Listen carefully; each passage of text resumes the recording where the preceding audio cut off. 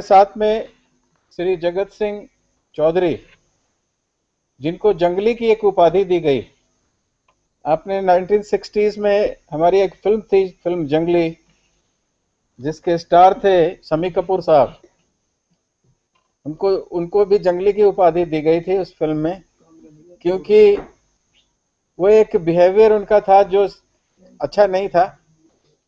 लेकिन इनको इनके काम के जरिए 10-15 साल, जब इन्होंने 5 साल जब काम किए ही थे, तो एक हाई स्कूल में, वहाँ के किसी समारोह में, वहाँ के लोगों ने कहा कि ये व्यक्ति जो जंगल में दिन रात काम करते हैं, इनको एक सकारात्मक तरीके से इनको एक जंगली की उपाधि दी गई और इन्होंने उसको सहज स्वीकार किया। आमतौर पर यह माना जाता है कि जो सहृदय मतलब सरल स्वभाव के लोग हैं, जंगली को हमने गाली बना दी कि हम लोग सोचते हैं कि हम लोग सभ्य लोग हैं, और जो जंगल में लोग रहते थे वो मूर्ख होते थे, उसको कुछ समझ नहीं आता था, उनको कुछ उनका दिमाग नहीं था, तो इसलिए गाली बन गई। लेकिन आजकल विदेशों में जितने भी पर्यावरणविद हैं और जितने भी डीप इकोलॉजिस्ट हैं, वो यही सोचते हैं कि इस मॉडर्न युग से हमारे जीने से अच्छा तो ये जंगल के लोगों का जीवन है। तो वो ये मानते हैं ये एक बहुत बड़ी उपलब्धि है कि हम एक फॉरेस्ट डॉलर की तरह रहें, सीधा साधा सरल जीवन व्यतीत करें और कोई भी दुनिया के गम से दूर रहें। तो ऐसे ही व्यक्तित्व तो हमारे पास हैं, जिन्होंने अपने जिंदगी के 40 साल अपने गांव में ही बिताए, और गांव में भी इस व्यथा से बिताए कि हमें कुछ अलग करके दिखाना है, ताकि हम जो जंगल के रिसोर्सेस हैं उसमें पर्याप्त संसाधन बनाएं, जिससे कि हमारे घर का, हमारे गांव का पूरा मतलब सम्मान रहे, और सभी लोग इससे उसको लाभ प्राप्त करके उससे फिर स्व रोजगार भी प्राप्त करें और आत्मनिर्भर बन सके। तो ये आत्मनिर्भरता की जो कहानी थी 1973-74 में शुरू हुई, और उस समय से लेकर अब तक 1914 तक, अब पिछले 8-10 सालों में इनकी जो व्यस्तता है काफी ज्यादा है। समय समय पर ये सेमिनार्स और एजुकेशनल इंस्टीट्यूशंस में जाते हैं। कई बार एजुकेशनल ग्रुप जो है, लड़के लड़कियों की टीम, जो स्टूडेंट्स की टीम इनके फार्म पर पहुंचती है, इनके फॉरेस्ट में पहुंचती है, और वो यहाँ विजिट कराते हैं। आपको भी अगर मौका मिले रुद्रप्रयाग जाने का, तो इनके फार्म पर, इनके फॉरेस्ट पे आप जरूर जाइए। एक अलग तरह का माहौल है। विदेशों से भी कई वैज्ञानिक और कई दर्शनार्थी, टूरिस्ट, ये इस जगहों पर, इनके गांव में भी जा चुके हैं। और एक प्रख्यात व्यक्ति हैं हमारे यहाँ, अनिल के गुप्ता साहब, जो कि IIM अहमदाबाद में होते हैं, प्रोफेसर है वहाँ पे। उन्होंने एक टीम बनाई और उन्होंने भी इनके यहाँ पर अपने स्टूडेंट्स की टीम के साथ इनके पास गए, और एक बार इनको कई यात्रा में पर्यावरण के सम्मेलन में उनको बुलाया। तो इस तरीके से जगत सिंह जी की व्यस्तता आजकल काफ़ी है, और उत्तराखंड गवर्नमेंट में इनको, गवर्नर ने इनको पुरस्कृत किया। और वहाँ पर जो विश्वविद्यालय है श्रीनगर में, गढ़वाल यूनिवर्सिटी, वहाँ के विश्वविद्यालय के कुलपति महोदय भी एक टीम लेकर इनके गांव में गए। तो इस तरह की विभूति हमारे पास उपलब्ध है, जो कि इनके स्वयं काम से, धरातल पर, धरती पर काम करके जो इन्होंने अपनी पहचान बनाई है, उससे हम सभी लोगों को एक एक प्रेरणा मिली है। और हम यही कोशिश करेंगे कि आप बच्चे, आप शिक्षक इनकी चीज़ों को देखें, समझें, और जो प्रेजेंटेशन अभी होगी, आपको ऐसा कभी महसूस नहीं होगा कि ये किसी वैज्ञानिक के प्रेजेंटेशन से कमज़ोर है। तो इसी मैं बातों के साथ में जगत सिंह जी को आमंत्रित करता हूँ इस मंच पर, और वो अगला प्रेजेंटेशन देंगे। ये प्रेजेंटेशन यहाँ पर रिकॉर्ड हो रही है, तो बीच में जो आपके क्वेश्चंस हों, तो उसके लिए भी आप लोग सही ढंग से प्रस्तुत करेंगे उसको। तो मैं जगत सिंह जी को इनवाइट करता हूँ, he should join us.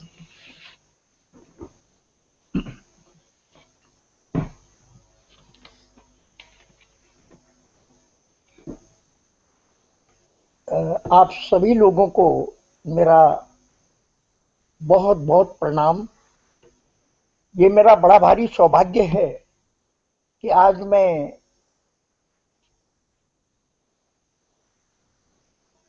Engineers के बीच में बात कर रहा हूँ। गांव वालों के बीच में तो बातें हुई, संस्थाओं के बीच में भी बातें हुई, लेकिन इंजीनियर्स के बीच में बात करना जो कि मेरे लिए बहुत महत्वपूर्ण है। महत्वपूर्ण इसलिए भी है कि अब हम उस मुकाम पर पहुंच चुके हैं कि जहां सही मायने में हमें पर्यावरण की इंजीनियरिंग की आवश्यकता है, कि इंजीनियरिंग के द्वारा हम अपने पर्यावरण के संरक्षण को और मजबूत कर सकते हैं।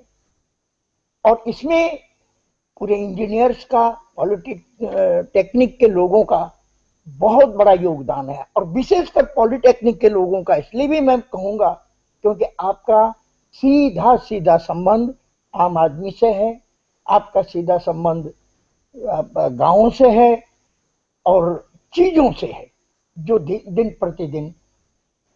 मैं इससे पहले यन राय साहब का बहुत हार्दिक धन्यवादी हूं, उनके इंस्टीट्यूशन का बहुत आभारी हूं कि उन्होंने, और उनकी भूरी भूरी प्रशंसा भी करता हूं कि उन्होंने जो जिस तरीके के कार्यक्रम यहाँ से शुरू किए हैं उसका लाभ निश्चित रूप से बहुत दूर दूर तक पड़ रहा है। और जब हम भारत की बात करते हैं कि हमारा भारत महान बने, गरीबी हमारे भारत से दूर हो, यहाँ का हर आदमी स्वस्थ रहे, मस्त रहे और हमारा जीवन एक सही माने में सार्थक हो कि हम धरती के जीव हैं।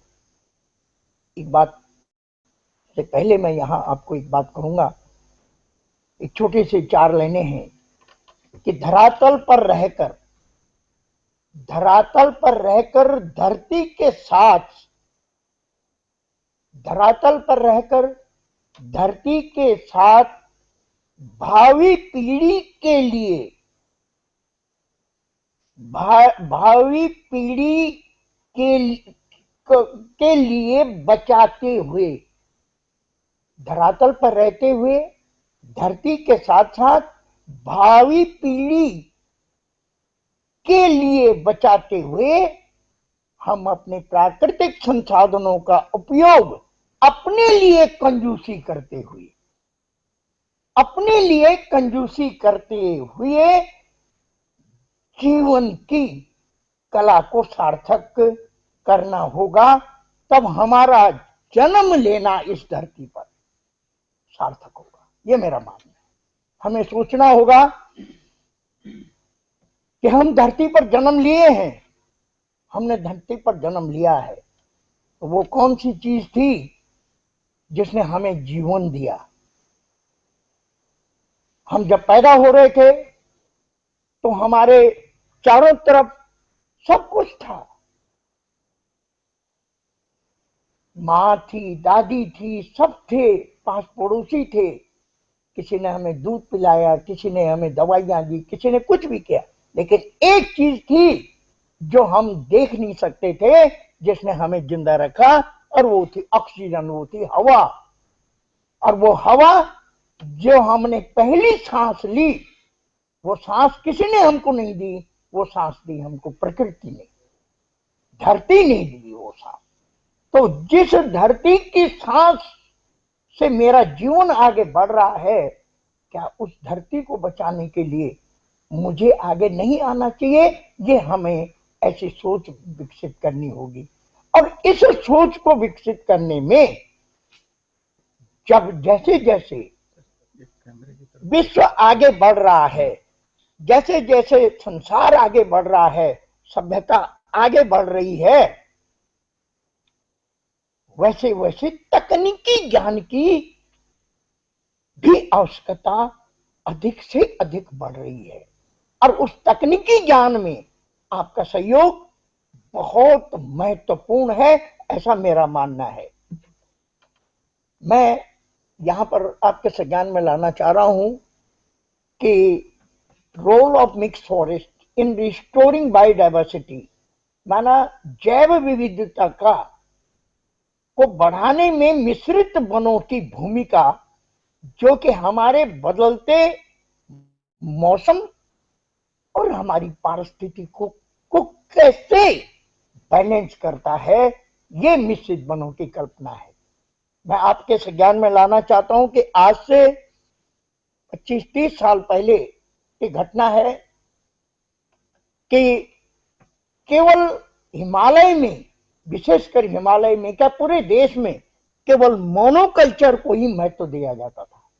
जैसे आज भी आप देख रहे हैं, उत्तराखंड हो, कुमाऊं हो, यहाँ पर उत्तराखंड के लोग भी बैठे हैं, पॉलिटेक्निशियन बैठे हैं, अल्मोड़ा कुमाऊं के लोग भी पॉलिटेक्निक के लोग बैठे हैं।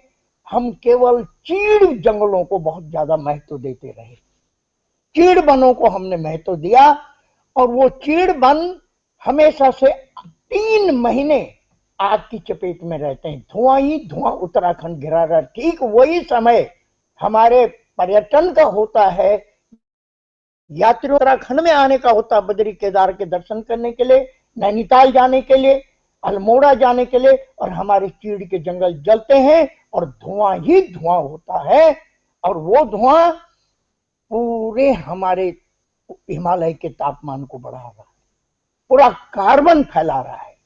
ऐसी स्थिति में अब समय आ गया है कि हमें सोचना है, और यही बात 25-30 साल पहले, जैसे कि मैं ये लड़ाई लड़ता आया कि जब मैंने मिश्रित वन का मॉडल दिया, उसके बाद इसी मॉडल को मुझे 1995 में 2000 में बुलाया गया दिल्ली इंडिया इंटरनेशनल में। मैंने स्लाइड शो किया तो तत्कालीन जो डायरेक्टर जनरल फॉरेस्ट थे भारतवर्ष के, ओबराय सर, उन्होंने इस बात को कहा कि अब समय आ गया है इनके कार्य को देखते हुए कि हमें बॉटनिक में परिवर्तन लाना पड़ेगा, और तब जाकर के एक कानून सा बना कि अब मोनोकल्चर की जगह पर मिश्रित वनों को बढ़ावा दिया जाएगा। और यही बात उत्तराखंड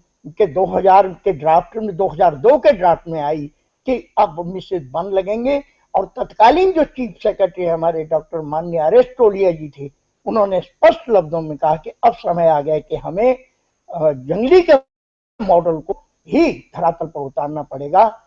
अब ये मॉडल बना कैसे, इसके पीछे एक छोटा सा इतिहास है। 1974 में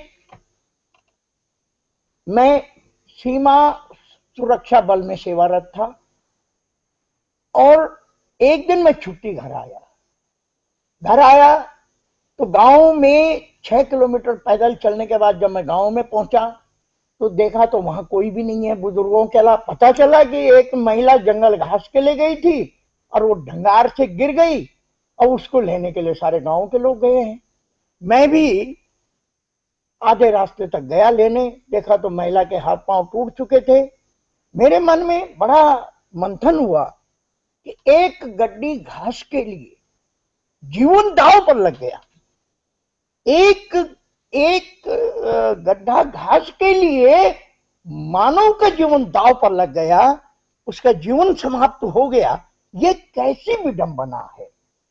वो महिला ढंगार से गिरी और उसके हाथ पांव टूटे, और बस वहीं से मेरे मन में एक बात आई कि अगर हम ये जंगल जाने का सिस्टम कम कर दें और अपने गांव के इर्द गिर्द जो खाली पड़ी जमीन है वहां हम घास और लकड़ी विकसित कर दें तो महिलाओं का जंगल जाना बंद हो जाएगा और उनको चारा और ईंधन आराम से मिल जाएगा, और ये दुर्घटनाएं बार बार नहीं होंगी। यही कल्पना मेरे दिमाग में आई कि अब मुझे सबसे पहले ये शुरुआत करनी है। और मेरे पास एक अपना बुजुर्गों का एक बंजर भूमि पड़ी हुई थी, 1.5 हेक्टेयर बंजर भूमि पड़ी हुई थी। मैंने उस बंजर भूमि पर पेड़ लगाना शुरू किया। 2 बार मैं साल में छुट्टी आता था, सर्दियों में और गर्मियों में, प्लांटेशन के टाइम पर, समय पर, और मैं ये काम लगातार करता रहा। सन 1980 में मैं पूरी तरह से घर आ गया, और उसके बाद मेरी दिनचर्या वो जंगल हो गया। और वो एक मिश्रित, मैं आपके संज्ञान में लाना चाहूंगा कि 74 के दशक में पर्यावरण शब्द नहीं आया था। कोई पर्यावरण की बात नहीं होती थी, कोई सेमिनार गोष्ठियां नहीं होती थी, कहीं भी कोई हवा नहीं थी कि पेड़ लगाओ, पेड़ ये 70 के दशक में ये बातें नहीं हुई थी। लेकिन ये समस्या के समाधान की दिशा में मेरा प्रयास शुरू हुआ और ये चलता रहा 80 के बाद लगातार। और चलते चलते जब 1993 में मुझे पर्यावरण शब्द 90 के दशक के बाद आने लग गया था, लोगों को के मन में आ गया था कि पर्यावरण शब्द भी है, और गोष्ठियां और सेमिनार शुरू हो गए थे। आपको पूरी अच्छी तरह ज्ञान होगा, जो पुराने लोग होंगे। तो वो सेमिनार एक राजकीय हाई स्कूल रदौली हुआ करता है, आज भी इंटर कॉलेज है वहां पर एक गोष्ठी हुई और वहां के प्रधानाचार्य और वहां के सामाजिक जो कार्यकर्ता, उन्होंने उस दिन मुझे बुलाया स्टेज पर, क्योंकि मैं जंगल बना रहा था। और स्टेज पर बुला के, जैसे आदरणीय राय साहब ने कहा, मुझे जंगली की उपाधि का एक सर्टिफिकेट दे दिया कि आज से इनको जंगली की उपाधि से सम्मानित किया जाता। और मैं भी बहुत चक्का, और बड़ी ताजुब की बात है कि वहां मेरी पत्नी भी बैठी हुई थी महिलाओं के बीच में। करीबन 200-300 महिलाएं थी, उनके बीच मेरी पत्नी भी बैठी हुई थी। और जैसे ही उन्होंने कहा कि जंगली की उपाधि से सम्मानित किया होता, तो मेरी तो हालत देखने वाली थी, मेरी पत्नी की हालत और भी देखने वाली थी कि अब हो गया। उसके बाद सर, जब शाम को घर गए तो पत्नी का एक ही शब्द था, हमारे पहाड़ी में बोलते हैं कि दखा मास्तो अब बनो जंगल, अब हुई तू जंगली आने, अब बना तो जंगल, अब जंगली हो गए, न तेरी बेटियां भी आने वाली है, न तेरे लड़के स्कूल पढ़ने वाले हैं, सब जंगली की औलाद हो गए। और ये स्थिति मेरे साथ 4 दिन तक खाना नहीं खाया, 4 दिन तक खाना नहीं खाया। ये मैंने कहा भाई, मैंने अपना नाम जंगली थोड़ी रखा। अब दुनिया कह रही यार, अगले दिन रही सही कसम मीडिया वालों ने पूरी कर दी कि अखबार के फ्रंट, अमर उजाला के फ्रंट पेज पर छप गया कि उनको जंगली की उपाधि से सम्मानित किया गया। अब क्या करें हम? मैंने कहा भाई, मेरा क्या कसूर है, मैं थोड़ी बोल रहा हूं मुझे जंगली बोलो, वो तो लोग बोल रहे हैं मुझे जंगली। और बस 4 दिन तक खाना। लेकिन धन्यवाद कुछ लोगों का, मीडिया का, कि 3 साल के बाद एनडीटीवी की टीम मेरे गांव आई मेरे कार्यों को फिल्मांकन करने के लिए। और जैसे एनडीटीवी की टीम आई, तो आज भी वो लड़की शायद पता नहीं कहीं है, किसी चैनल में होगी, रूबीना उसका नाम है। रूबीना जी ने मेरी पत्नी को बोला कि आपका इंटरव्यू भी होना है, जंगल के बीच में सेट लग गया है, चिल्ला चमकाने वाले खड़े हैं। और मैं और गढ़वाल विश्वविद्यालय के जो प्रोफेसर आदरणीय डीआर पुरोहित जी, डॉक्टर अरविंद दरमोड़ा जी और डॉक्टर नौटियाल जी, सारे लोग वहां पर खड़े थे कि हम, तुम बीच में नहीं आना, किनारे रहिए, पीछे चले जाइए, पहले इनका इंटरव्यू होगा, आपकी पत्नी का। आपको ताजुब होगा कि ये क्या विज्ञान है। उस दिन मैं अपनी पत्नी को पहचान नहीं पाया। जब उसको वगैरह टीवी में तुम्हारा वो होना है, तो वैसे बन ठन के आई कि मैंने कहा ये है कौन।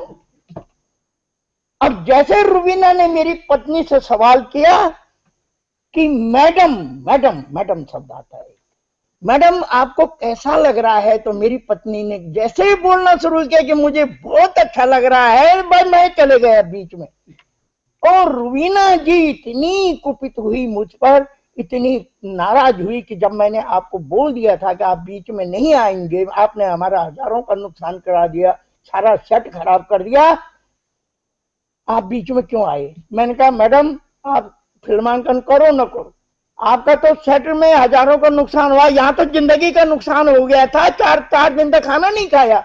आज तो खूब बोल रही है मैडम मैडम सुन करके कि बहुत अच्छा लग रहा है। लेकिन मेरी दुर्गति जो हुई है, नहीं, तब उसने एक शब्द मेरी पत्नी को कहा कि आप किसी बहुत बड़े नेता की बीवी होती, किसी बहुत बड़े इंडस्ट्रियलाइजर की बीवी होती, या कुछ भी, हम आपके पास यहाँ नहीं आते फिल्मांकन करने, आप जंगली की बीबी हैं, इसलिए हम आपका बस। मैंने कहा धन्यवाद आपका, और मैं उठा और वहां से फिर हम चले गए। फिर क्या क्या सवाल हुए, इंडिया गुड मॉर्निंग इंडिया के लिए बन रहा था वो आया।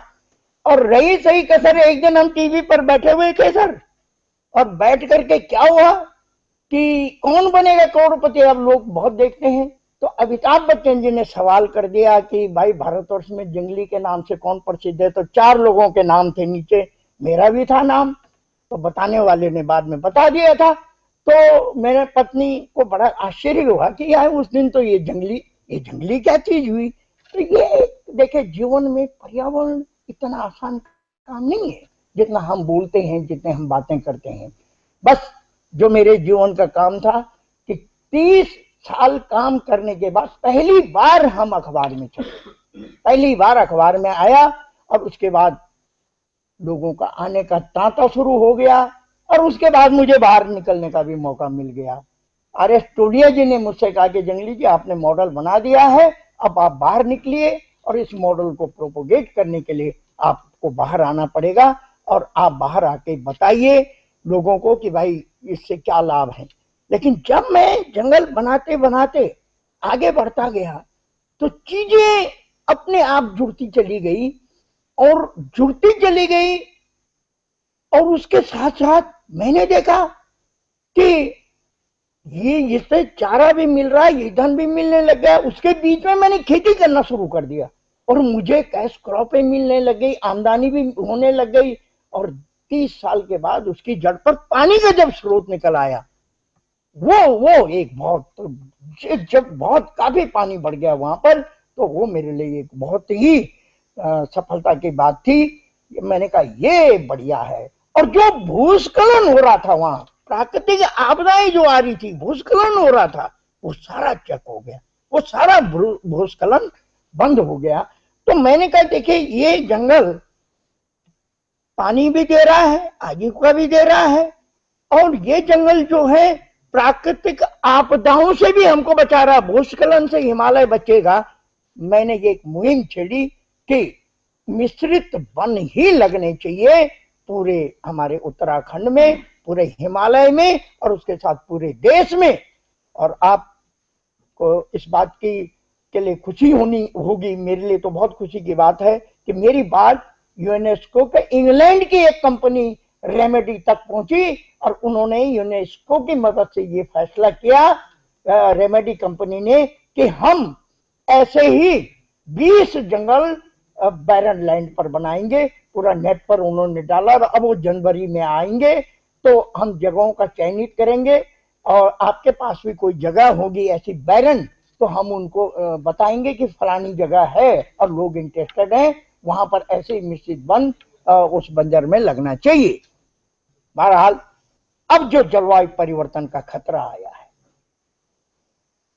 उस जलवायु परिवर्तन के खतरे से कैसे लड़ा जाए, कैसे जलवायु परिवर्तन का हम मुकाबला कर सकें, इसके लिए हमको, मैंने पाया कि ये मिश्रित वन उपयोगी हो सकता है। इसमें मैंने कुछ आयाम जोड़े, और जो आयाम जुड़ते चले गए उसके रिजल्ट आते गए। तो मैं सबसे पहले आपको दिखाना चाहता हूं कि हम जलवायु परिवर्तन का खतरा क्यों बोल रहे हैं। वैज्ञानिकों के इसमें अपने अलग अलग मत हो सकते हैं, लेकिन जलवायु का परिवर्तन एक किसान अच्छी तरह जानता है, एक धरातल पर काम करने वाला व्यक्ति अच्छी तरह समझता है कि जलवायु में कहीं न कहीं परिवर्तन है। उसकी खेती असर पड़ रहा है, पानी पर असर पड़ रहा है, जमीन पर असर पड़ रहा है, और हिमालय में ग्लेशियर्स और बर्फ पर असर पड़ रहा है। ये साफ दिखाई दे रहा है कि तापमान बढ़ रहा है। इस खतरे से कैसे हम निपटे, इसके लिए मैंने पाया कि अगर जैव मिश्रित वन लगते हैं तो उससे हमारी जैव विविधता बढ़ेगी। जैव विविधता बढ़ेगी तो हमारे जल, जमीन, जंगल और जीवन को एक बहुत अच्छा, एक अच्छा उसका स्वरूप होगा। यही बात है कि जो जलवायु परिवर्तन के खतरे हैं वो कैसे हम निपटे उनसे, मैं आपको दिखाना चाहता हूं। सबसे पहले तो ये पर्यावरण क्या है, ये आप जानते ही हैं।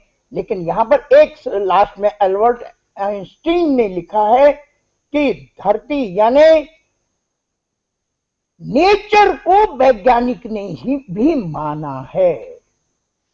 अब जो विश्व के सबसे बड़े वैज्ञानिक हुए हैं वो अल्बर्ट आइंस्टीन हुए हैं, उन्होंने भी विज्ञान को माना है। तो अब आप वैज्ञानिक हैं, मुझे उम्मीद है कि आप धरती को भी आत्मसात करने की बात करेंगे।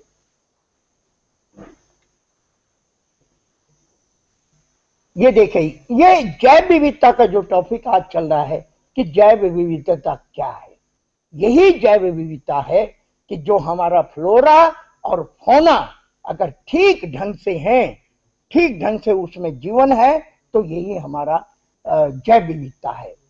ये देखिए, अब देखिए ह्यूमन पॉपुलेशन ग्रोथ किस तरीके से आप देख रहे हैं। ये बेदनी बुग्याल है, नंदा जात के टाइम की बात है ये। किस तरीके से हमने उच्च हिमालय को भी डिस्टर्ब करना शुरू कर दिया है।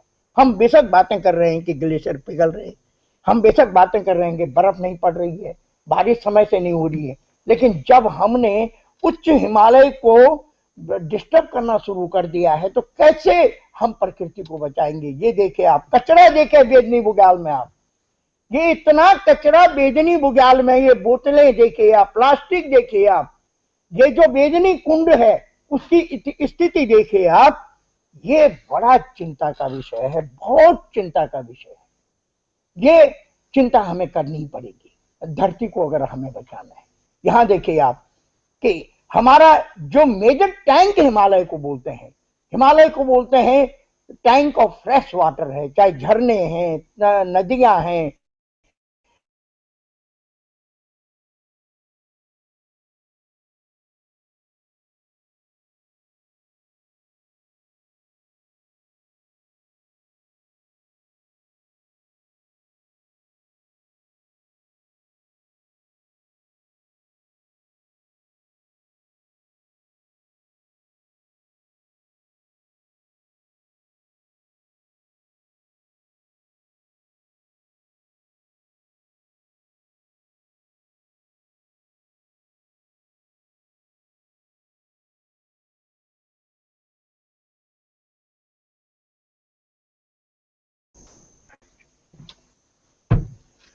ये देखिए, ये हमारे स्टीम टैंक है, वाटर टैंक हिमालय के हैं।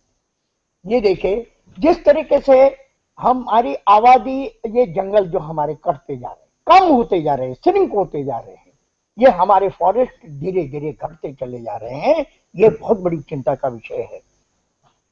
ये देखिए, ये हमारा क्लाइमेट चेंज क्या है, ये परिभाषा सी है कि भाई किस तरीके से राइजिंग टेम्परेचर है, स्नो रेनफॉल पैटर्न में शिफ्टिंग है, हैवी जो रेनफॉल और रिकॉर्ड हाई टेम्परेचर हो रहा है, ये हमारे लिए क्लाइमेट चेंज की जो है। क्लाइमेट चेंज के इकोलॉजी पर क्या असर है, पानी दिन पर दिन कम हो रहा है, हमारी जैव विविधता दिन पर दिन घट रही है। ये देखिए, खेती पर सीधा सीधा इसका असर है कि हमारी खेती प्रभावित हो रही है, पूरी की पूरी खेती हमारी प्रभावित हो रही है, सीधा क्लाइमेट का इस पर असर है। अब यहां देखिए आप, ये पिक्चर देखिए आप, ये 2009 की तस्वीर है जिसमें कि जो एक खाली जगह आपको दिखाई दे रही है, ये मेरे इलाके की है। इस खाली जगह पर कभी पाला पड़ता था, फ्रॉस्ट।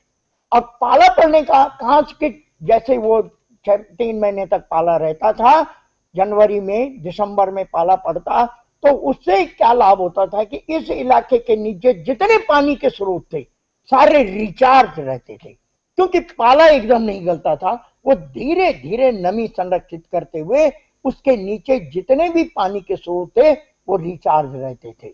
लेकिन ये देखे आप कि ये पाला पड़ना कम हो गया है, क्या कि लगभग बंद हो गया है, और वहां पर ऐसी बेकार की घासें जम गई है जिसने कि ऊपरी मॉइस्चर को खत्म कर दिया है, नीचे तो पानी के सोर्स सारे के सारे घट गए हैं, कम पड़ गए हैं, श्रिंक हो गए हैं। ये देखिए आप, ओक प्रजाति, बांज की प्रजाति हिमालय की रीढ़ है, पानी को संग्रहण करने की क्षमता बांज के पेड़ में, ओक के पेड़ में सबसे ज्यादा है। लेकिन सबसे बड़ा खतरा इस वक्त बांज पर यह मंडरा रहा है कि एक बांज पर ऐसा कीट तैयार हो गया जो तना छेदक है, कि जो बांज के पेड़ों को दिन पर दिन समाप्त कर रहा है। ये बड़ी भारी चिंता की बात है, बॉटनिस्ट हो, फॉरेस्ट डिपार्टमेंट हो, या हम लोगों के लिए भी, कि अगर बांज समाप्त हो गया, अगर बांज कम हो गया, तो हिमालय बहुत बड़ी त्रासदी की तरफ आगे बढ़ जाएगा। ये चिंतन का विषय है। ये देखिए जिस तरीके से पूरा हिमालय आग की चपेट में रहता है, चीड़ जंगलों में आग लगी रहती है, उससे हमारा फ्लोरा एंड फौना पूरी तरह प्रभावित रहता है। आग से जंगल के जंगल जलते रहते हैं। ये बहुत बड़ी चिंता है और इस पर अभी तक सीरियसली सोचा नहीं गया है। अब जरूरत है इस पर बहुत गंभीरता से सोचने की कि हमारी अपनी जैव विविधता कैसे बढ़ेगी। ये देखिए आप, ये पुल इसलिए लगाया गया था कि ये गधेरा लोग पानी से पार, इतना पानी था इस गधेरे में कि इसको पार नहीं कर सकते थे, इसलिए पुल लगाया गया। लेकिन आज देखिए आप कि वो गधेरा पानी सूख गया है। पुल भी बता रहा है कि मुझे क्यों लगाया गया, यहाँ पैसा खर्च किया गया और ये नीचे का सारा पानी सूख गया। और लेकिन मैं जो बार बार कर रहा हूं कि चिंतन का विषय हो गया, अब पानी है, पानी अभी हमारे पास है, प्रकृति ने अभी भी पानी हमको दिया है। वो पानी आगे जाके निकला है, नीचे नीचे आगे जाके निकला है।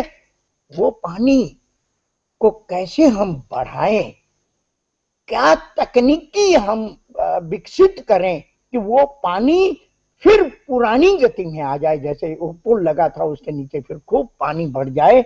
ये एक चिंतन का विषय है और ये आपके लिए भी विषय है कि आप इस पर गंभीरता से सोचें कि हम कोई ऐसी तकनीकी विकसित करें जिससे कि पानी हमारा जिंदा हो। ये देखिए पैया, आपको बताऊं हिमालय में पैया का पौधा, ये पद्म इसको कहते हैं। ये पद्म जो है ये वो वृक्ष है जो समुद्र मंथन में निकला था, शास्त्रों में है, ये पद्म इसका नाम है। हमारे पहाड़ों में इसको पैया कहते हैं।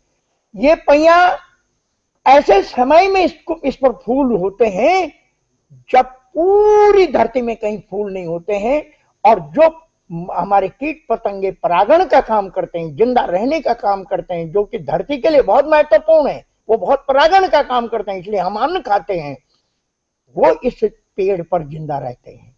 ये ऐसे समय में होता है। लेकिन दिन पर दिन ये पौधा सूखता जा रहा है। मधुमक्खी के बारे में आपको ज्ञान में लाना चाहता हूं मैं कि उस सर्दियों में जो पहाड़ के मधुमक्खी है इसी वृक्ष पर जिंदा रहती है, इसलिए इसके सूखने से मधुमक्खियों की संख्या में दिन पर दिन कमी हो रही है। और एक बात मैं आपको बताऊंगा, अगर मधुमक्खी इस धरती से नष्ट हो जाए तो पूरा विश्व भूखमरी के कगार पर आ जाएगा, क्योंकि हमको अन्न देने में सबसे बड़ा योगदान मधुमक्खी का है। ये देखिए गौरैया लुप्त हो रही है, ये घर की पक्षी है और ये दिन पर दिन लुप्त हो रही है। हमारे घर के इर्द गिर्द रहती थी और ये हमारे रहन सहन से लुप्त हो रही है, क्योंकि जो गौरैया ऐसे मकानों में रहती थी घोंसला बना करके, ये मकान हमने बदल दिए हैं और हमने अब ऐसे मकान बना दिए हैं अपनी सुविधा को देखते हुए। लेकिन गौरैया ने हमारा साथ नहीं छोड़ा और गौरैया उस मकान से हटके मीटर में आ गई, बिजली के मीटर में। लेकिन एक दिन ये बिजली का मीटर, जिस दिन मीटर वाला आके इसकी सफाई करेगा, उसने मीटर के अंदर घोंसला बना रखा है, जिस दिन वो घोंसले की सफाई करेगा उस दिन गौरैया कहाँ जाएगी ये देख लीजिए, वो एक्सटिंक्ट हो जाएगी, इंडल्ज हो जाएगी, धरती से नष्ट हो जाएगी और एक स्पेसीज हमारे बीच से चली जा रही। ये बहुत बड़ी चिंता का विषय है। इसके लिए आपकी तकनीकी बहुत बड़ा काम कर सकती है कि इसको हम कैसे बचाएं। ऐसी तकनीकी आपको विकसित करनी होगी, चाहे उसके लिए प्रोवाइडिंग, उसके घर के लिए कुछ होम बनाएं, फूड उसको प्रोवाइड करें, पानी उसको प्रोवाइड करें, और ऐसी तकनीकी आप बनाएं कि जिससे कि पेड़ों में ऐसे घोंसले, ऐसी चीजें बनाए कि जहां पर गौरैया मकान के बजाय उस नजदीक आपके घर के नजदीक रहे। रहना उसको घर के नजदीक है, वो बड़े पक्षियों से घबराती है, इसलिए कुछ ऐसी तकनीकें आप विकसित करते हैं, ये मैं आप पर छोड़ रहा हूं। ये मधुमक्खी है। मधुमक्खी ऐसे घरों में हुआ करती थी पहले, पहाड़ी घरों में। जो हमारे लकड़ी के बने हुए खोल होते, ये घरों में बनाते थे मधुमक्खी के लिए घर। ये ऐसे घर होते थे मधुमक्खी के। ये कैसे परागण का काम करती है, पॉलिनेशन का काम करती है। और मधुमक्खी जिस दिन लुप्त हो जाएगी, हम बहुत बड़े संकट में, खाद्य संकट में हम घिर जाएंगे, और जो कि बहुत चिंता का विषय होगा। ये देखिए आप, ये उच्च हिमालय में effect of climate change on glacier. आप देखें, वैज्ञानिक कुछ भी बोल रहे हैं, बोलते हैं, बोलना है, लेकिन ग्लेशियर जो देख रहे हैं आप कि ग्लेशियर बिल्कुल सिकुड़ रहे हैं। ये कितने किलोमीटर धीरे धीरे पीछे खिसक रहे हैं, अपना स्थान बदल रहे हैं, अपना स्वरूप बदल रहे हैं, और पानी दिन पर दिन कम होता जा रहा है। ये चिंता का विषय है। ये बेदनी कुंड जो है, ये बेदनी कुंड एक बार इतना चौड़ा था, इतना बड़ा था, लेकिन ये धीरे धीरे ग्लेशियरों के कम होने से श्रिंक होकर के छोटा सा कुआं टाइप का वहां पर हो गया है, जो बहुत ही उच्च हिमालय के लिए एक बड़ी भारी त्रासदी है। नेक्स्ट सर, ये देखे flora, impact on fauna and flora. Climate change से वाइल्ड लाइफ की कई स्पीशीज और हमारी वनस्पति की कई स्पीशीज लुप्त होने के कगार पर आ गई। ये सच्चाई है, ये बिल्कुल लुप्त हो रही है। और ये देखे, ये सीड ऑफ ओक सिविक में लो। अब मैं कैसे कह सकता हूं, कह रहा हूं कि भाई मैं सोचता हूं कि अगर हमारे पूरे हिमालय में, हमारे पूरे देश में मिक्स स्पेसीज को इंट्रोड्यूस किया जाए, मिश्रित वनों को बढ़ावा दिया जाए, तो निश्चित रूप से हम लड़ाई लड़ सकते हैं, चीजों को बचा सकते हैं। और यही मेरा काम है कि जो ओक बैरन लैंड पर मैंने बीज बो करके, ओक का बीज बो करके जो कार्य शुरू किया, वो ये कार्य आगे बढ़ते बढ़ते इन महिलाओं के लिए, ये जो महिलाएं हैं, पहाड़ की रीढ़ है, हिमालय की रीढ़ जो हम कहते हैं कि महिलाएं हैं। तो मैं ये सब से जब घर आया तो फॉडर एंड फ्यूल की समस्या का समाधान देने के लिए, ये महिलाओं को समाधान, ये घास काट रही हैं जंगलों में, इनको समाधान देने के लिए मैंने जंगली का जंगल, जो कि आज जंगली के जंगल से का जो स्वरूप बना है, उस पर काम करना शुरू किया, बंजर भूमि पर। अब वहां पर क्या है, उस मिश्रित वन पर क्या है इस वक्त, जिसमें कि जो मिश्रित वन है उसमें वन खेती है, जड़ी बूटियां हैं, वर्ष भर हरी रहने वाली घासें हैं। बंजर भूमि का उपयोग मैं करता हूं, आर्थिक पर्यावरण वहां पर सुदृढ़ हुआ, गंडा यंत्र तकनीकी उसमें है, पिट टेक्नोलॉजी उसमें है, स्टोन टेक्नोलॉजी है, और उसके साथ साथ वुड टेक्नोलॉजी। ये आगे आगे मैं आपको दिखा रही, ये सैटेलाइट डाटा है। आप देखिए, वो जो निशान बना हुआ हरा सा, वो मेरा फॉरेस्ट है, मिश्रित वन है, ये मिश्रित वन है। और चारों तरफ ये सैटेलाइट डाटा, ये मिश्रित वन का है। और ये देखिए, चारों तरफ अब आप इस सैटेलाइट डाटा से ली हुई पिक्चर है कि जितने भी पेड़ आपको चारों तरफ घने जंगल, आपको घना जंगल दिख रहा है, ये वो मिश्रित वन हमारा है। और ये मिक्स फॉरेस्ट्री की जो मैंने कल्पना की, वो ये है जिसके अंतर्गत इस वक्त 1 लाख से अधिक पेड़, मिश्रित प्रजाति के पेड़ हैं। ये उसका inner view of mix forest है। और इसका इंट्रोडक्शन वही है कि यूज मैंने किस तरीके से को बनाया, कि झाड़ियां लगाई, किस तरीके से मैंने राम मास को लगाया, चारों तरफ छोटे छोटे बूचेस को आगे पनपाते हुए आगे बढ़ा। जैसे पानी नहीं था वहां, पानी के लिए मैं कार्य करता रहा कि अंदर की तरफ मैंने जमीन का ढाल लग दिया, जिससे पानी अंदर की तरफ आए। इसकी 4500 फीट की ऊंचाई है वहां पर, जहां पर कि मैंने ये जगह पर काम करना शुरू किया। एम ऑफ मिक्स फॉरेस्ट के क्या एम है? Conservation of different plant species which are growing on higher Himalaya, उनको पनपाना है। प्रोवाइडिंग फ्यूल एंड पाउडर, इस तरीके से यूज ऑफ बैरन लैंड है। ये पूरा मैंने आपको बताया कि इस मिश्रित वन के जो एम्स हैं, इसका जो मुख्य मुद्दा है वो इस तरीके से था। और ये देखिए, फ्लोरा इन मिक्स फॉरेस्ट, देखिए इसमें 60 स्पीसीज ऑफ प्लांट हैं, मेडिसिनल प्लांट जो 25 स्पीसीज हैं, फ्लावर्स इसमें 10 स्पीसीज है, फर्न स्पीसीज हैं 5, और एवरग्रीन ग्रेसेज इसमें 25 स्पीसीज हैं इस पूरे फॉरेस्ट में। और ये उनके नाम है, उसमें बांज है, हेरिंग है, भीमल है, खैरा है, तिमला है, चमखड़ीक है, मालू है, ठेलका है, ये सारी उसमें ओंगा है, पैया है, छाछरी है, कचनार है, चमलाई है, बेडू है। ये पूरे प्लांट उसके मेरे मिक्स फॉरेस्ट के अंदर हैं। और उसमें tree species use in fuel and furniture, देवदार है, पाइन, अमेरिकन पाइन, कैल है, सागौन है, शीशम है, ये पूरे जो पांगर है, रिंगाल है, चाइनीज बैम्बू है, येलो बैम्बू है, सारे बैम्बू की स्पेसीज, रिंगाल की स्पेसीज वहां पर है, ये आपके सामने है। ये सारी उस जंगल के अंदर स्पेसीज है, येलो बम्बू है, अब बम्बू की पूरी स्पेसीज उसके अंदर है। ये उसमें फ्रूट एंड मेडिसिनल क्या है, काफल है, रुद्राक्ष है, बुरांस है, थुनेर है, नींबू है, ऑलिव है, बेंत है, टिमरू है। ये देखिए ये सारी स्पेसीज उस जंगल के अंदर है।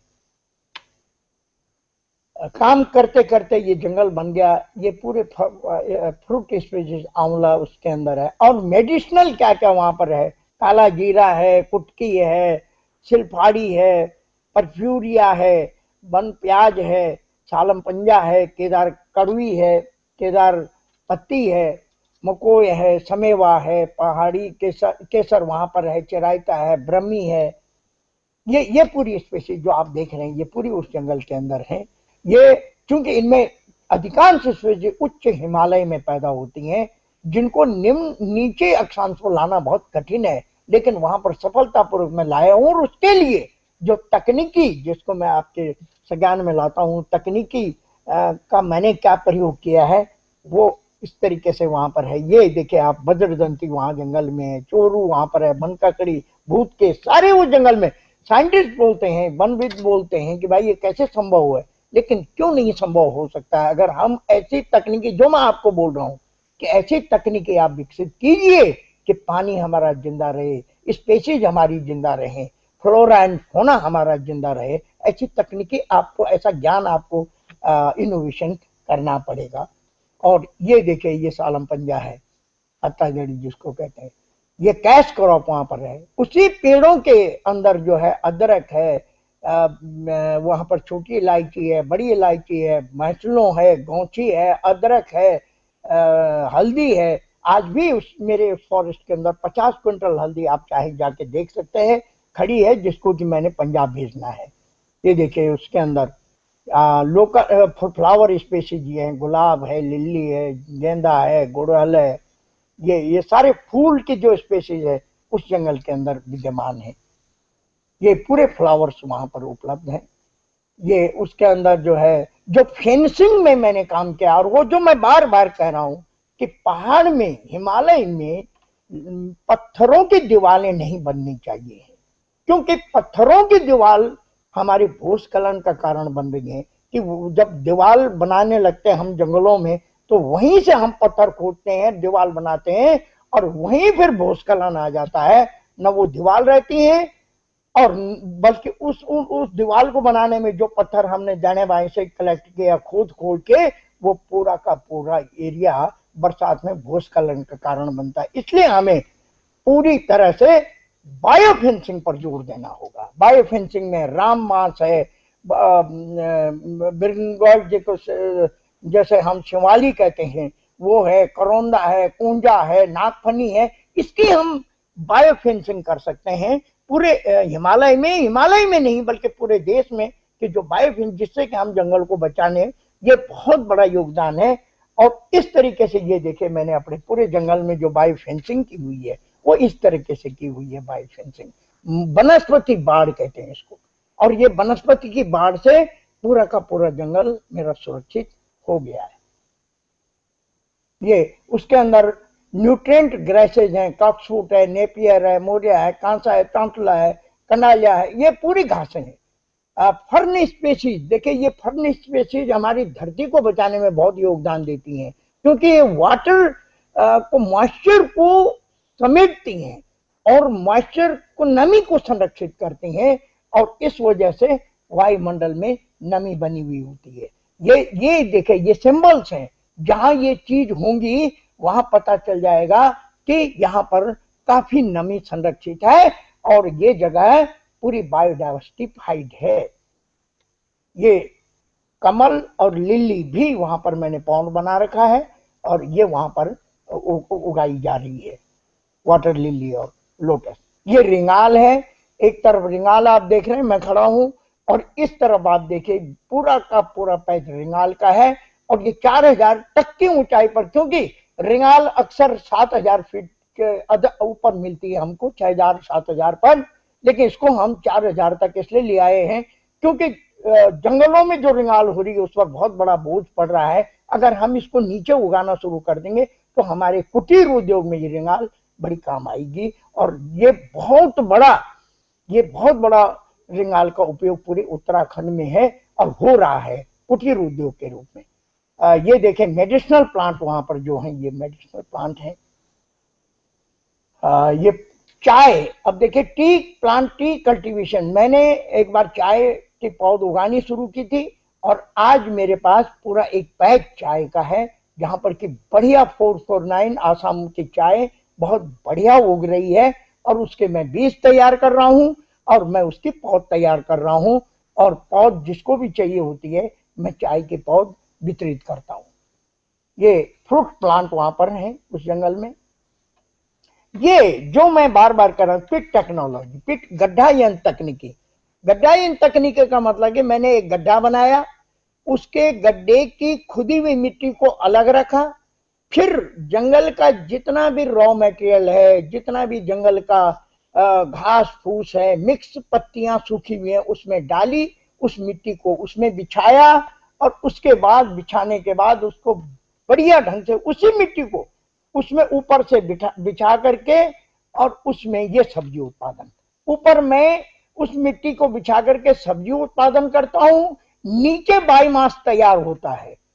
जब 3 महीने 4 महीने में मेरी सब्जियां तैयार हो जाती हैं तो मैं सब्जियों को अपने लिए निकाल लेता हूं, उस मिट्टी को अलग हटा के एक जगह पर ढेर कर देता हूं, उसके अंदर जो बायोमास होता है उस बायोमास को इकट्ठा करके जमा कर देता हूं, खेतों में डाल देता हूं, फिर उसमें नया बायोमास डाल के उसी मिट्टी को बिछा देता हूं। दोबारा से मिट्टी उसमें कहीं से लानी नहीं है, दोबारा से गड्ढा नहीं बनाना है, उसी गड्ढे को रिसाइकिल करते हुए उसको सतत बनाने का प्रयास करता हूं, मिट्टी दोबारा नहीं, और उसमें फिर सब्जी बोते, वो मिट्टी पूरी की पूरी उपजाऊ होती चली जाती है।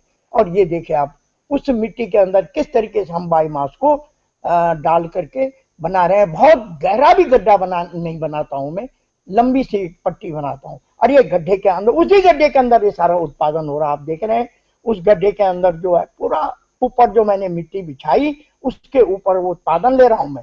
और ये उत्पादन लेने के बाद उसके अंदर अदरक हो रही है, हल्दी हो रही है, इलायची हो रही है।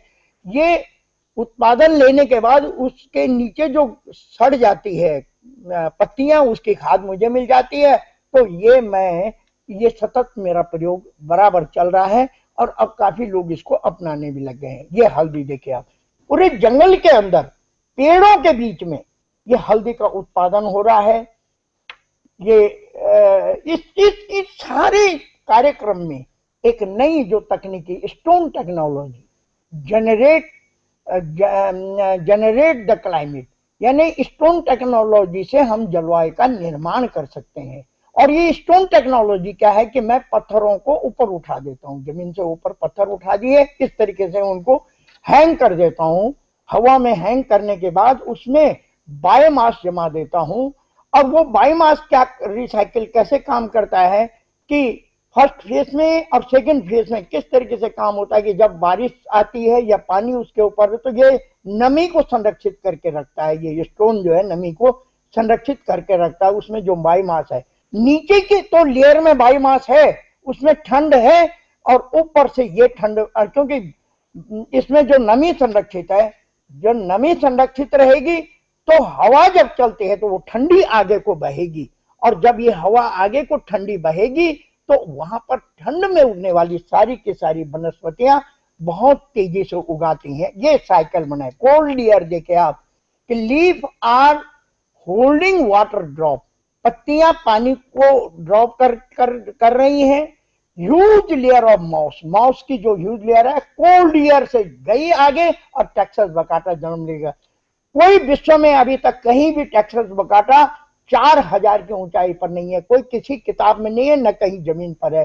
4000 की ऊंचाई पर, फीट की ऊंचाई पर थुनेर टेक्सास बकाटा कहीं नहीं मिलेगा, केवल मेरे फॉरेस्ट में मिलेगा। और वो केवल इस कारण मिलेगा जो मैंने स्टोन टेक्नोलॉजी को वहां पर डेवलप किया। उसने ठंड पैदा कर दी, उसने 4000 को 9000 में बदल के रख दिया। जो 4000 फीट की ऊंचाई थी वो आज 9000 की ऊंचाई बन के रखी। हमें जलवायु से लड़ना होगा। स्टोरेज चिल्ड वाटर, ये ड्रॉप देख रहे हैं आप, चिल्ड वाटर ड्रॉप इस तरीके से ड्रॉप करके ऐसे ऐसे करके पानी को संरक्षित रखती है। और यही पानी होता है जो ठंड पैदा करता है। यही पानी, यही मॉइस्चर है जो क्लाइमेट का निर्माण करता है। जो मैक्रो क्लाइमेट की बिल्डिंग की मैं बात कर रहा हूं वो यही काम करता है। ये देखे, ये क्लाइमेट जनरेटिंग वॉल है। ये एक दीवार बनाए रहे, उसमें वायु मास को जमा करके उसको इवर ग्रीन करके ये ठंड पैदा कर दी। इसको ये माइक्रो क्लाइमेट बना रहा है, मैक जनरेटिंग वॉल। ये हमें करके इसने ठंड पैदा कर दी। इसलिए ठंड में पैदा होने वाली स्पीशीज वहां पर बड़े पैमाने पर उग रही है। ये देखे, इस तरीके से माइक्रो क्लाइमेट बनने से ये जो स्पीशीज आप देख रहे हैं, ये फॉरेन स्पीशीज है, ये वहीं पर आपको मिलेगी जहां जलवायु निर्माण होगा या जहां इनके अनुकूल जलवायु होगी। ये देखे आप, आपके से ज्ञान में लाता हूं मैं। ये जो कीट देख, झुंड आप देख रहे हैं, ये एक कीट है। ये आपने जो पहाड़ के लोग हैं वो जानते हैं, लेकिन अभी तक इसका नाम मैं कई जियोलॉजिस्ट पूछ चुका हूं, अभी तक इसका नाम मुझे नहीं मिला है, बॉटनिकल नाम। लेकिन ये कीट जो है ये बहुत बड़ा धरती का सेवक है। ये जो पत्थरों में हम देखते हैं जो घास मांस जम जाता है उसका निर्माता है ये कीट। ये एक जगह पर झुंड बना के रहता है, उसके बाद जब उस जगह से ये 15 दिन का है दूसरी जगह में चले जाता है, तो जहां पर ये कीट होता है उस जगह पर वनस्पति जम जाती है। तो आपको ताजुब का, जितनी भी वनस्पतियां पत्थरों में डेवलप हुई है, इस कीट का उनमें बहुत बड़ा योगदान है। ये पत्थर में वनस्पति निर्माण करने का कारीगर है ये कीट। अगर ये समाप्त होता है, इंडल्ज होता है, एक्सटिंक्ट होता है, तो बहुत बड़ा खतरा हमारे हिमालय पर पड़ने वाला है कि हमारी जैव विविधता बहुत पीछे जाने वाली है। ये देखिए आप, ये वुड टेक्नोलॉजी है। जो बेकार पड़ी लकड़ी हैं, सड़ी हुई गली हुई लकड़ियां हैं, उन पर वनस्पति की ये स्पीशीज है जिसको जमा करके कहीं पर भी आप जैव विविधता का संरक्षण किया जा सकता है। जैव विविधता का बहुत अच्छा संरक्षण किया जाता है। मेरा एक मानना है कि जैव विविधता ये आवश्यक नहीं है कि आपको बहुत बड़ा पैच जमीन का चाहिए, पेड़ लगाएंगे आप। मैं तो ये कह रहा हूं 4 लकड़ी आप जिस कमरे में रहते हैं, जहां सोते हैं, या जहां जिस घर में रहते हैं, उसके उस कमरे में उस घर के आगे 4 ऐसी लकड़ियां लगा दीजिए और उस पर ये वनस्पति को फैला दीजिए, तो आपने जैव विविधता का संरक्षण घर में ही कर लिया।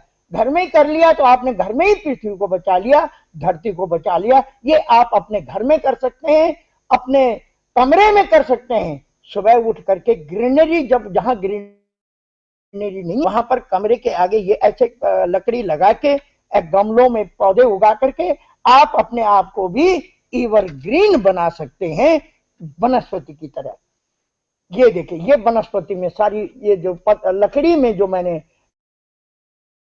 एक बांस तो सभी जगह मिल जाता है, और उस बांस के अंदर जो है वनस्पति को पनपा दीजिए, अपने घर के आगे लगा दीजिए। कोई जरूरी नहीं कि आपने इसको कहीं बहुत, इसमें बहुत ज्यादा खर्चा है या बहुत ज्यादा पैसे लगते हैं। आपका घर, आपका मकान बायोडाइवर्सिफाइड हो जाएगा, जैव विविधता संरक्षण करने वाला मकान बन जाएगा। आपका कमरा, उसमें एक नई वनस्पति पैदा हो जाएगी, आपकी आंखों की रोशनी ठीक होगी, आपका स्वास्थ्य ठीक होगा। जड़ी बूटियां अपने घर के अंदर उगा लीजिए, कोई जरूरी नहीं कि बहुत बड़ी जमीन की जरूरत है। ये प्रयोग आप अभी से शुरू कर सकते हैं अपने लिए, और देखिए फिर कितना बड़ा आप में आएगा।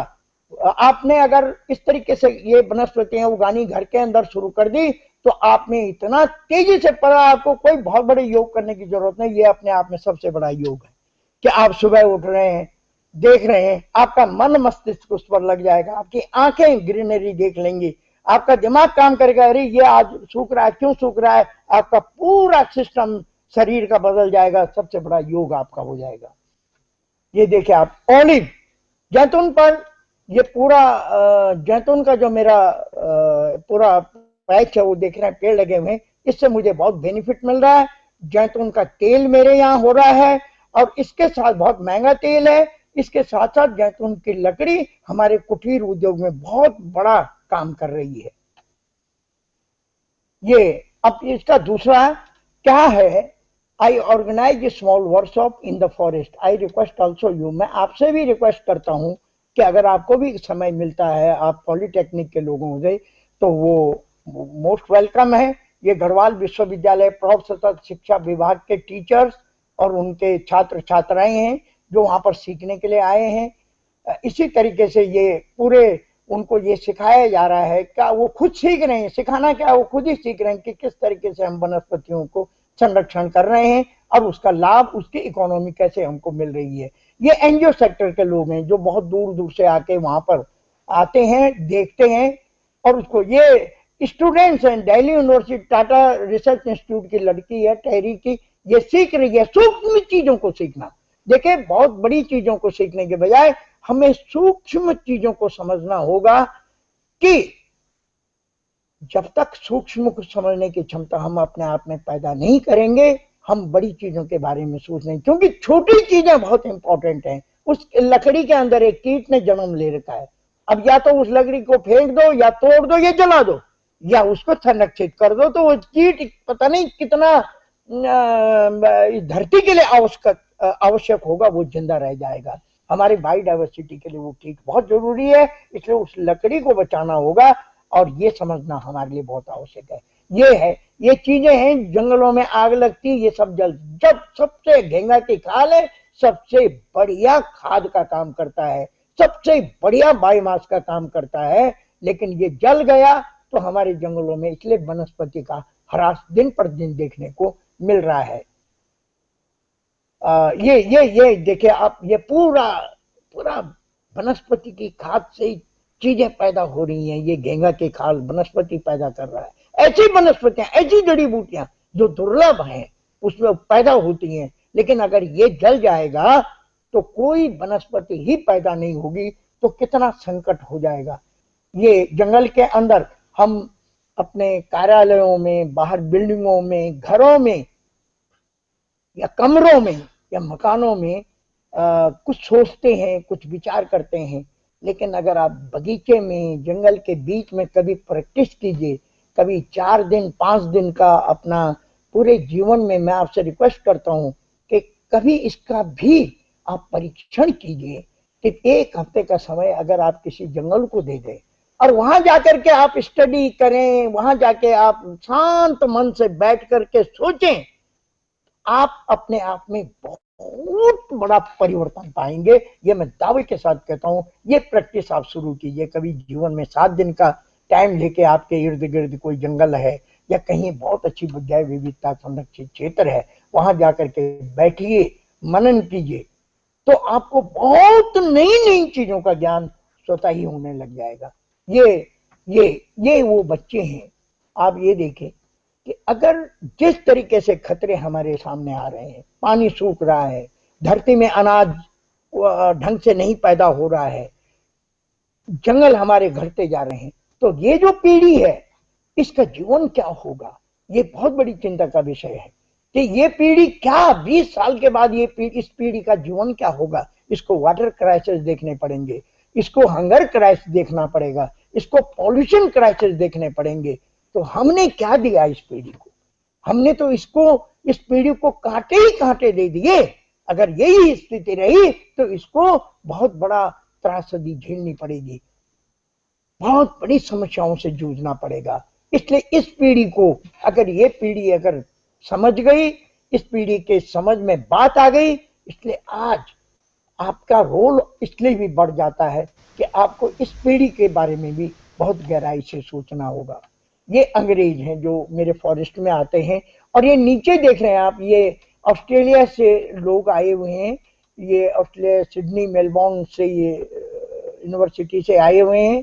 ये कुछ जानना चाह रहे हैं कि भाई क्या कैसे हम चीज़ों को डेवलप करें। और ये नीचे जो आप देख रहे हैं कि ये इंग्लैंड के एक रेमेडी कंपनी है, उसके लोग हैं तारा जॉय, स्टेला जॉय, और बीच में जेपी पचौरी हैं, professor in home science Garhwal विश्वविद्यालय, और बगल में वाइल्ड लाइफ के सीनियर साइंटिस्ट हैं प्रणव पाल जी हैं।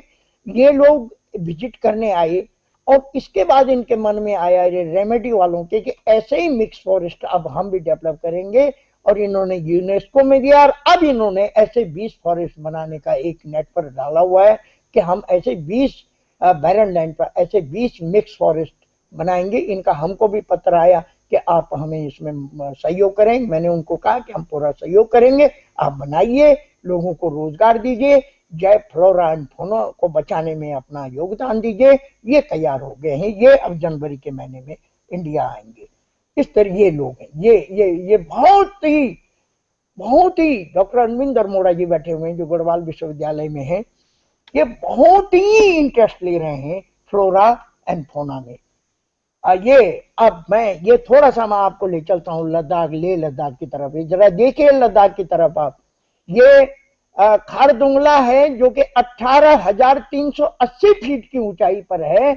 18,300 इधर का जो राइट साइड का है। ये यहाँ पर पहले जो मैंने लोगों से पूछा, ये दिल्ली विश्वविद्यालय के स्टूडेंट्स हैं, उनके साथ गया था मैं लद्दाख में। तो ये खारदुंगला में जब वहां के जो वहां पर काम कर रहे थे डीजीवीआर के लोग, सड़क गई हुई, वहां मोटर मार्ग है, वो सबसे ऊंचा हाईवे है पूरे विश्व में। ये खारदुंगला पूरे वर्ल्ड में सबसे ऊंचा रोड है वर्ल्ड में। तो यहाँ पर ये पता चला कि अब यहाँ पर बर्फ दिन पर दिन कम हो रही है, बर्फ का पड़ना कम पड़, नहीं तो पहले जो वो लोग बता रहे थे कि हमको तो चलना ही बहुत मुश्किल होता था, फिर हम क्रेन लगाते थे, वो रोल उस पर गाड़ियों पर जो है वो लगते थे, और लोहे की जंजीरें, तब गाड़ियां पास होती थी। लेकिन अब दिन पर दिन वहां पर बर्फ कम हो रही है। ये जलवायु परिवर्तन का खतरा है। दाहिनी तरफ जो स्टूडेंट खड़े हैं उनको मैं कुछ बता रहा हूँ। वो एक लेक है वहां पर, वो पूरी लेक लद्दाख की बिल्कुल सूख गई है।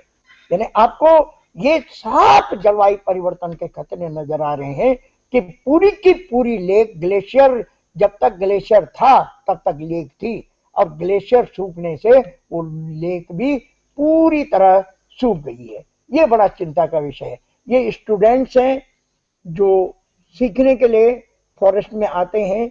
और आपको एक फिल्म में बताना चाहूंगा कि ये बच्चे शपथ ले रहे हैं कि हम धरती को बचाने में, अपने आप को बचाने में अपना पूरा कोऑपरेट करेंगे, पूरा सहयोग करेंगे। ये देखिए आप, आपके टेक्निकल टीचर ट्रेनिंग इंस्टीट्यूट के ये लोग जो हैं पूरे के पूरे, एक बार राय साहब पूरी टीम को लेकर के, पूरे लोगों को लेकर के, पूरे उनके ट्रेनिंग जो यहाँ पर टीचर थे, हो सकता है कि आप भी कहीं बैठे हुए हों, आप गए हों, या आपके इंस्टीट्यूशन के कुछ लोग गए हों। ये राय साहब के साथ पूरा देश के भिन्न भिन्न कोने के लोग थे, टीचर्स थे, टेक्निकल टीचर्स थे। वो एक बार जंगल के मेरे विजिट पर आए थे, उन्होंने पूरा इसको स्टडी किया। ये जंगल में पेड़ लगा रहे हैं लोग। ये देखिए आप, ये पानी कैसे, one of my major successes is that now a fresh reservoir of water flows from my mix forest. मैंने कुछ नहीं किया, मेरा एक पानी के बारे में मेरा अपना एक्सपीरियंस है कि आप जैव विविधता को तरीके से डेवलप कर दीजिए, पानी अपने आप निकल आएगा, वाटर अपने आप जनरेट हो जाएगा। अगर हम तरीके से जैव विविधता का संरक्षण कर देंगे, वहां नमी संरक्षित हो जाएगी, नमी संरक्षित हो जाएगी तो वो पानी कहीं ना कहीं तो आ ही जाएगा, और पानी का स्रोत डेवलप हो गया है। ये पानी से ये खेतों में खेती, क्योंकि पानी होगा तो ये खेती होगी, और खेती होगी हम होंगे, हम जिंदा रहेंगे, हमको अन्न मिलेगा। ये मेरा गांव है, और इस गांव के चारों तरफ जो खेती हो रही है, चारों तरफ जो नमी का संरक्षण हो गया, बहुत अच्छी खेती उस इलाके में हो रही है। Why mix forest? अब मिश्रित वन क्यों? ये एक प्रश्न आता है कि मिश्रित वन ही क्यों? तो उसके लिए मेरा कहना है कि लैंडस्लाइड, जहां मिश्रित वन है पूरे हिमालय में, मिश्रित स्पेसीज के जंगल है, वहां लैंडस्लाइड आपको नहीं मिलेगा। और जहां मिश्रित वन नहीं है वहां सबसे ज्यादा लैंडस्लाइड मिलेगा। ये इसका एग्जांपल आप देखें, वहां पर कोई मिक्स स्पेसीज नहीं, वो सब टूट गए। इधर मिक्स स्पेसीज है, उसने उस मिट्टी को जकड़ रखा है, वहां पर भूस्खलन नहीं हुआ है। उसी तरीके से पाइन है सिंगल रूट सिस्टम। चीड़ के पेड़ में मोनोकल्चर में सिंगल रूट होता है, और मिक्स फॉरेस्ट में रूट, कई पेड़ों के रूट जाला बना लेते हैं जमीन के नीचे, जिससे वो मिट्टी और पत्थर को बहुत जकड़ के रखते हैं, जिससे वहां की पूरा जो क्षेत्र है वो लैंडस्लाइड से बचा रहता है। इसी तरीके से रिचार्ज ग्राउंड वाटर, मिश्रित वन के अंदर जो पौधे हैं, पेड़ हैं, उनकी जड़ों में इतनी क्षमता होती है पानी को रिस्टोर करने की, वहां पर रिचार्ज ग्राउंड वाटर होता रहता है। उसी तरीके से कंजर्वेशन ऑफ वाइल्ड लाइफ, मिश्रित वन में फल भी होंगे, फूल भी होंगे, नई नई किस्म की घासें होंगी, फ्लावर्स होंगे, तो वाइल्ड लाइफ को इसीलिए वहां पर आज उत्तराखंड में गांव में जो वन्य प्राणियों का आतंक फैला हुआ है, बंदर गांव में आ गए, भालू आ गए, सुअर आ गए, उन्होंने खेती को तबाह कर दिया। उसका सीधा सा कारण है कि उनको खाने के लिए जंगलों में कुछ है ही नहीं, फॉरेस्ट के अंदर कुछ भोजन मिल नहीं रहा है, और नतीजा ये हुआ कि खाने के लिए वो गांव की खेती को तबाह कर रहे हैं। और गांव में, उत्तराखंड के गांव में लोग बहुत परेशान हैं, खेती करना ही कई लोगों ने छोड़ दिया है, जो कि बहुत बड़ी चिंता का विषय है। इसका विकल्प होना चाहिए, इसके लिए रास्ता खोजा जाना चाहिए, जिससे कि गांव में लोग खेती आराम से करें, अपनी जीवन यापन करने के लिए अन्न पैदा कर सकें। ये हमारा वाइल्ड लाइफ है। All photos credit by Dev, best forest litter. ये जो मिक्स फॉरेस्ट का जो लिटर होता है वो सबसे बढ़िया लिटर होता है, और उससे सबसे बढ़िया बायोमास हमको मिलता है, बढ़िया किस्म का बायोमास हमको प्राप्त होता है। इसी तरीके से गुड मिक्स फॉरेस्ट इकोसिस्टम के लिए कितना बढ़िया है ये आपके सामने, कि इससे हमारा मिक्स फॉरेस्ट से जो हमारा इकोसिस्टम है वो बहुत मजबूत बना हुआ होता है। केवल उसमें सबसे बड़ा भागीदारी मिश्रित वनों की होती है। मैं आपको ये मैं दिखाते हुए बड़ी खुशी हो रही है मुझे कि अब जो पढ़े लिखे लोग हैं वो अब प्रकृति की तरफ लौट रहे हैं। ये दोनों मैडम आप देख रहे हैं कि ये सेंट्रल यूनिवर्सिटी प्रौढ़ सतत शिक्षा एडल्ट एजुकेशन में प्रोफेसर हैं, दोनों के दोनों।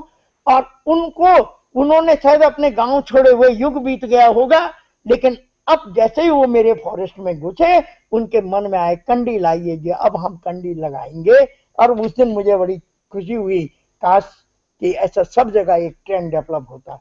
इसी तरीके से ब्रॉड लीफ ट्री में कितनी क्षमता है कि वहां देखे वो चिमनी से धुआं उड़ रहा है, वो हमारे वायुमंडल को दूषित कर रहा है, और जो ब्रॉड लीफ के पत्ते हैं उस धुएं को सोख करके उस हमारे वातावरण को ठीक कर रहे हैं। इसलिए भी ब्रॉड लीफ के जो मिश्रित वन है वहां पॉल्यूशन कम मात्रा में देखा जा रहा है। इसी तरीके से हमें वाटर का सॉल्यूशन ढूंढना है कि पानी किस तरीके से आएगा, वाटर को कैसे हम जनरेट कर सकेंगे। ब्रॉड लीफ के द्वारा वाटर, जड़ों के द्वारा वाटर कहीं न कहीं निकल के बाहर आएगा। और ये जो मेरा काम था उसको ये एक डीकेडी एनजीओ है, उसने ये कटला तोक मालू पानी में डेवलप किया डीकेडी के द्वारा। और ये वहां पर विनोद घिलियाल जी हैं जो ये कार्य कर रहे हैं। ये देखिए आप, ये गढ़वाल विश्वविद्यालय ने मुझे एक बार बुलाया, चौरास कैंपस में मैंने काम शुरू किया। ये वहां पर ग्रीनरी का कार्य मैंने चौरास कैंपस में किया। ये वहां पर जड़ी बूटियां उगाई, लेमन ग्रास उगाई, घासें उगाई, फ्लावर्स उगाए, और बैरन लैंड को बिल्कुल हरा भरा करने में पूरा लगा रहा। हमें ये मेरे साथ बच्चे काम कर रहे हैं। ये एक बार केवी फाउंडेशन एक एनजीओ है बनारस में, उन्होंने मुझे इम्प्लीमेंटेशन ऑफ मिक्स फॉरेस्ट इन वाराणसी, बनारस से 10 किलोमीटर बाहर जो गांव है वहां पर 50,000 पेड़ों का मिश्रित वन पंचवटी के नाम से वहां पर लगाया गया है। और वो पंचवटी का जो जंगल है बनारस में बहुत अच्छा विकसित हो रहा है। ऐसा मैंने 3 साल पहले जाकर के पता किया, वहां जाकर के। ये गुरुकुल है ऋषि कुमारों के द्वारा, ऋषि को on behalf of mix forest को वो वहां पर डेवलप कर रहे हैं गुरुकुल में। इसी तरीके से ये देख रहे हैं आप plantation at Shikohabad Agra with Bajaj group के द्वारा शिकोहाबाद में भी मुझे उन्होंने बुलाया था, और वहां पर भी हमने रुद्राक्ष का एक बहुत अच्छा प्लांटेशन प्रारंभ किया था, जो काफी उनके द्वारा आगे बढ़ाया जा रहा है। ये dream come to true, conserve the water, land and livelihood, कि पानी, जमीन और मेरी आजीविका को किस तरीके से हम कंजर्व कर सकते हैं। वो मेरी खेती है, ये मेरा पानी है, ये मेरी आजीविका है। इस तरीके से एक साइकिल बन करके हम mix foresting and organic farming, ये ऑर्गेनिक फार्मिंग की हम बात कर रहे हैं।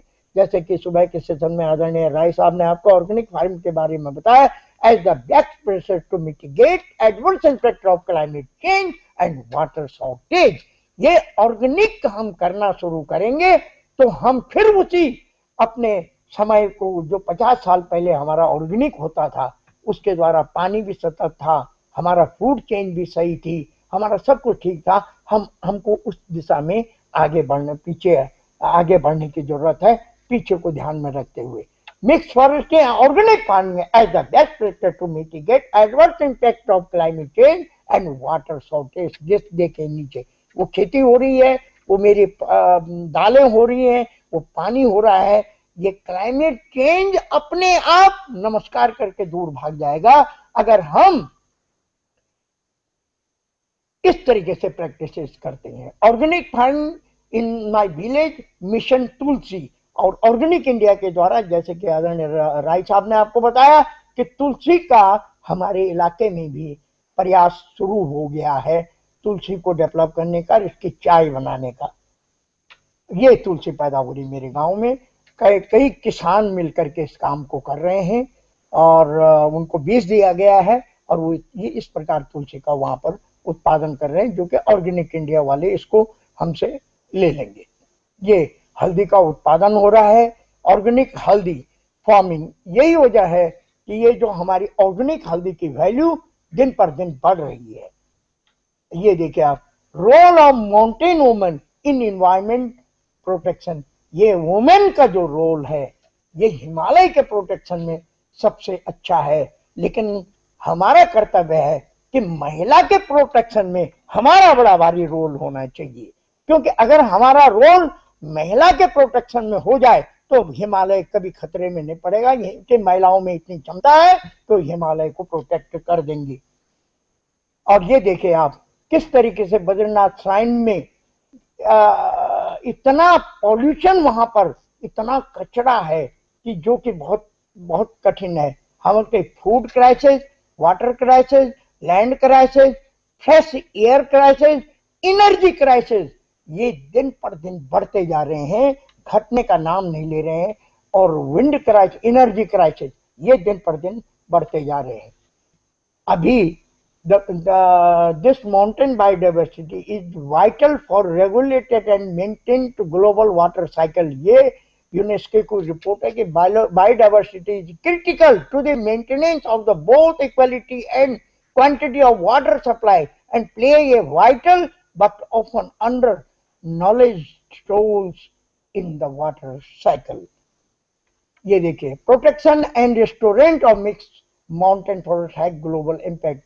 ये यूनेस्को के द्वारा है कि given the important role in water supply and regulation, the protection, sustainable management and restoration of mountain ecosystem will be essential. UNESCO ने ये बात क्लाइमेट चेंज के बारे में उद्धृत की है। और इसी तरीके से उन्होंने global community needs to understand the importance of mix mountain forest. मैं जो बात 40 साल पहले कहता था, आज उसको यूनेस्को ने भी स्वीकार किया है कि पूरे वर्ल्ड को मिक्स माउंटेन फॉरेस्ट की बात अब करनी पड़ेगी। और ये जो हमारी घाट है, जो कि राय साहब भी दिखा रहे थे कि किस तरीके recognize the importance of natural system of, हमारे जितने भी नेचुरल सिस्टम थे, जो ट्रेडिशनल नॉलेज हमारे थे, उनको हमको रिस्टोर करना पड़ेगा, उनको समझना पड़ेगा। और उनको समझने के लिए मेरी आप सभी टीचर से रिक्वेस्ट है कि आपके बच्चे बहुत होनहार होंगे, इसमें कोई दो राय नहीं, लेकिन अपने बच्चों से जरूर कहिए कि अगर जिनकी दादी या दादा बचे हुए हैं, वो जरा आधा घंटा अपना दादा और दादी के पास जरूर बैठे, ट्यूशन के लिए जाएं। ये माने कि अपनी दादी और दादा के पास ट्यूशन के लिए जाएं कि दादा और दादी, आपके समय में क्या था? दादी, तेरे बाल इतने काले क्यों हैं? दादी, तेरी कमर दर्द नहीं होती है? तेरे दादी, तेरी दांत ठीक है? वजह क्या खाती थी तू? तुम्हारे टाइम में क्या खाया जाता था? कैसे जीवन जिया जाता था? मैं रिक्वेस्ट करता हूँ आप सभी टीचर से कि आप जरूर अपने बच्चों को बोलें, क्योंकि हमारा ट्रेडिशनल नॉलेज जो है, वो ज्ञान का जो ट्रेडिशनल भंडार था, उसको कैसे हमारी नई जनरेशन में हस्तांतरित किया जाए, ये भी हमारा एक विषय होना ही चाहिए। It is towards nature. और हमको, जैसा मैंने शुरू में कहा था, कि प्रकृति की तरफ अपने आप को सब कुछ कीजिए, खूब धन जोड़िए, खूब बिल्डिंग बनाइए, अपने लिए खूब अच्छे रिसोर्स के, लेकिन प्रकृति को ध्यान में रखते हुए। ये प्रकृति देखिए आप, ये स्विट्जरलैंड की तस्वीर है सर, कितना उन्होंने, वो भी आदमी हमारी तरह है, उनका शहर भी हमारी तरह शहर है। देखिए ऊपर स्विट्जरलैंड का शहर है और इधर इंडिया का शहर है। उन्होंने कैसे पानी को मेंटेन किया, कितनी साफ सुथरा उन्होंने जगह को रखा, और नीचे हमारा गाड़, उसमें पानी भी घट रहा है और वो कूड़ा कबाड़ सब उसमें है। हमारी तस्वीर ये है, उसकी तस्वीर वो है। फार्मर्स फर्स्ट, जो मेरा मैसेज है कि farmer work in the field whereas the scientist does research, जो आप करेंगे, आप जो इनोवेशन करेंगे in the laboratory, the outcome of the research is implemented by the farmers in the field. If the relationship not between two cemented, मेरे और scientist के बीच में जब तक मजबूत बंधन आप और मेरे बीच में, आप साइंटिस्ट हैं जो मेरी बात सुन रहे हैं, केवल सुन रहे हैं आप, लेकिन आप और मेरे बीच में जब तक एक स्ट्रॉन्ग नट गांठ नहीं बनती है, हम कैसे देश को बचाने की बात कर सकते हैं?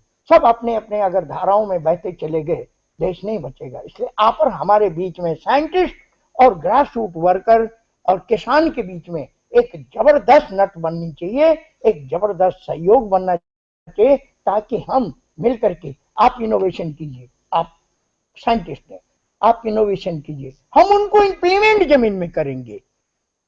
और जब वो जमीन में इंप्लीमेंट होंगे तो पता नहीं कम्युनिटी का कितना भला हो जाएगा। या हम कोई कार्य जमीन में कर रहे हैं, आप उसको साइंस का पुट देते हुए उसको प्रोपोगेट कीजिए, पता नहीं कितना भला कम्युनिटी का हो जाएगा। थैंक, बहुत बहुत धन्यवाद। बहुत लंबा टाइम हो गया, बहुत लंबा समय ले लिया आपका, क्षमा चाहूंगा, लेकिन बहुत अच्छा लगा।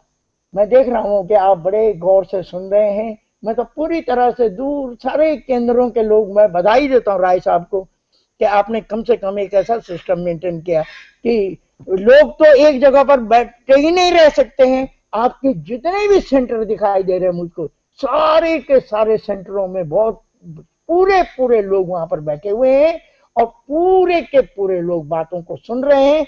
बहुत बहुत धन्यवाद। जो हमारे बालक, बेटियां और बेटे जितने बैठे हुए हैं, ये देखिए आप कितने बेटे बेटे अपने दादा और दादी के पास जरूर जाना है, भूलना नहीं, और उनसे पूछना कि दादी तेरे बाल काले क्यों हैं, तेरा चेहरा गोरा क्यों है? मैं तो फेयर एंड लवली से गोरा नहीं हो पा रहा हूं, पर तू कैसी है? तो दादी बता देगी तुमको, कोई नहीं बताएगा। मैं बेटा ऐसा कर, भीमल ला, रीठा ला, उसको कूट और इसको लगा बालों पर, वो आपको समझा देगी कि हमने क्या लगाया था। राख लेकर के, वो राख जिसको आज पाउडर, आप टैल्कम पाउडर बात कर रहे हैं, वो राख बड़ी काम की है, वो राख बना देगी आपको चकाचौंध। इसलिए खूबसूरत रहना बहुत अच्छी बात है, आई अप्रिशिएट, लेकिन प्रकृति के वे में, अच्छा खाना बहुत अच्छी बात है, लेकिन प्रकृति की बात। लेकिन ऐसा नहीं, अंत में धन्यवाद करने के बाद एक छोटा सा शेर आपके सामने बोल रहा हूं कि 5 तत्वों से ये शरीर बना है। अधिक खाने और खूबसूरत दिखने के चक्कर में 5 तत्वों की अनदेखी अब महंगी पड़ रही है। और वो महंगी क्यों पड़ रही है जानते हैं आप? पानी सूखता है तो सूखने दो, मेर के जानू, यानी मेरा क्या जा रहा है, सूख रहा है सूखने दो पानी। हवा दूषित होती है तो होने दो, मेरा क्या जा रहा है। अग्नि बोझिल होती है, आकाश धूमिल होता है, तो होने दो, मिट्टी बहती है बहने दो, मेरा क्या जा रहा है। लेकिन जिस दिन भूस्खलन आएगा, जिस दिन सुनामी आएगी, जिस दिन प्राकृतिक आपदा आएगी, उस दिन वो हवा में बोलेगी ये जा रहा है तेरा, क्योंकि तू उस दिन तो बोल रहा था मेरा क्या जा रहा है, ये बह तू भी, और वो भी बह जाएगा। उस दिन उसको मरते मरते याद आ गया, यार गया तो मेरा ही सब कुछ। बहुत बहुत धन्यवाद आपका।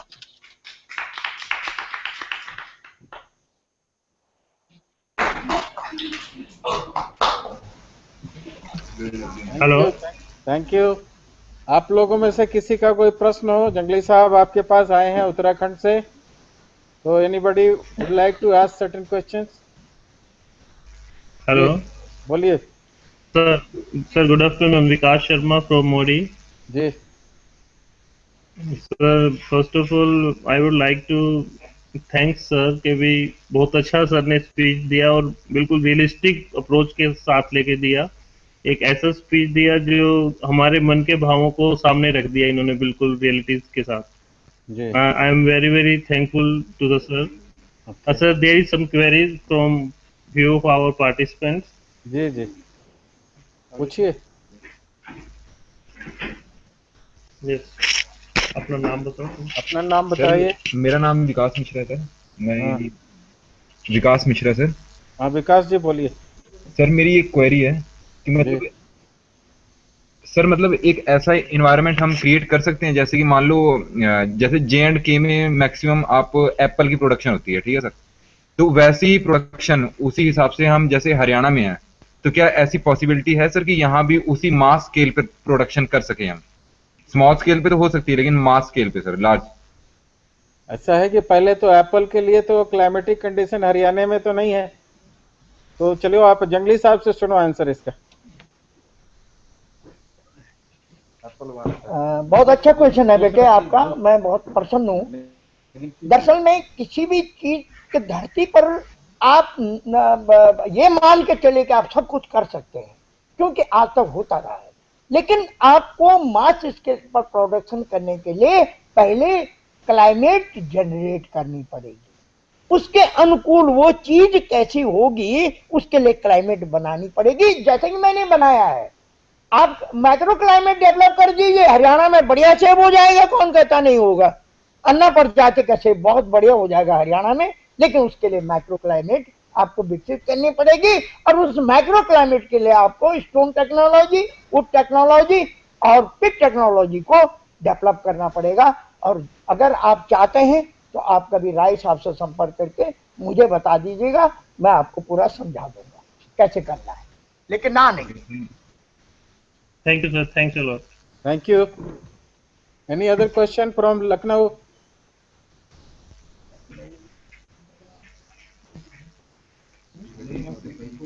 जी, लखनऊ सेंटर से कोई प्रश्न हो तो पूछिए।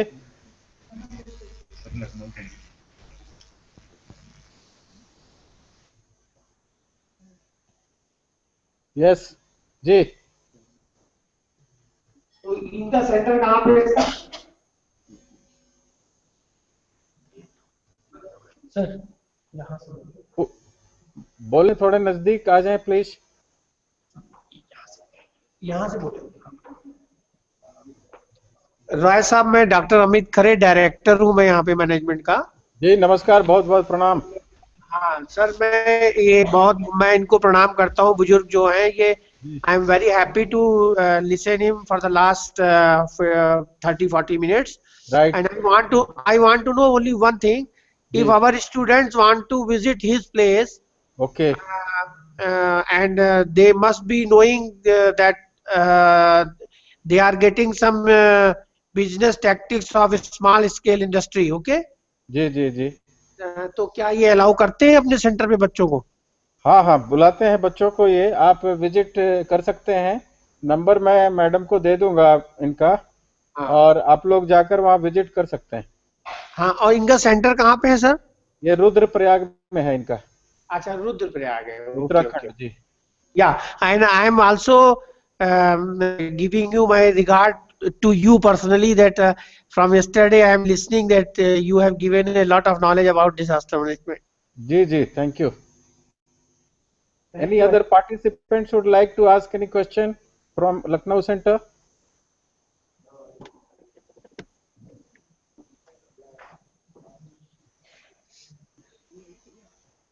सर ट्री से जो प्लांटिंग की बता रहे सर, मैं जो हम और नजदीक आ जाएं प्लीज।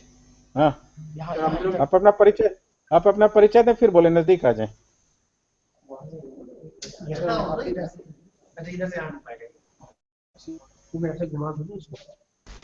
हाँ, बोलिए बोलिए। सर मैं रक्षक बोल रहा हूँ सर, रामेश्वर इंस्टीट्यूट से। सर मेरे क्वेश्चन से यही जो अभी सर ने बता दिया, तो ये क्वेश्चन ऐसे जो प्लांटिंग की ओर बताया कि हम किसी वुड के ऊपर प्लांटेशन कर सकते हैं, सर ने भी बताया था।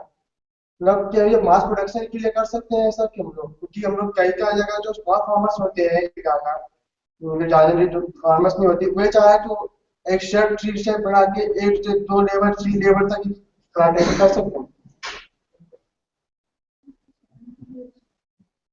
Hello sir.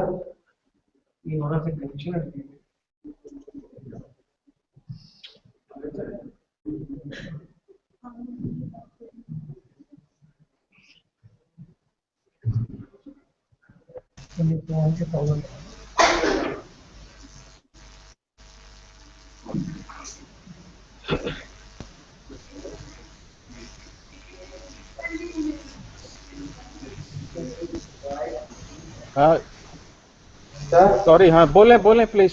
आप अपना नाम बताइए और दोबारा रिपीट कीजिए, अभी कनेक्शन हट गया था। सर मैं हम बोल रहा हूँ फ्रॉम रामेश्वर लखनऊ।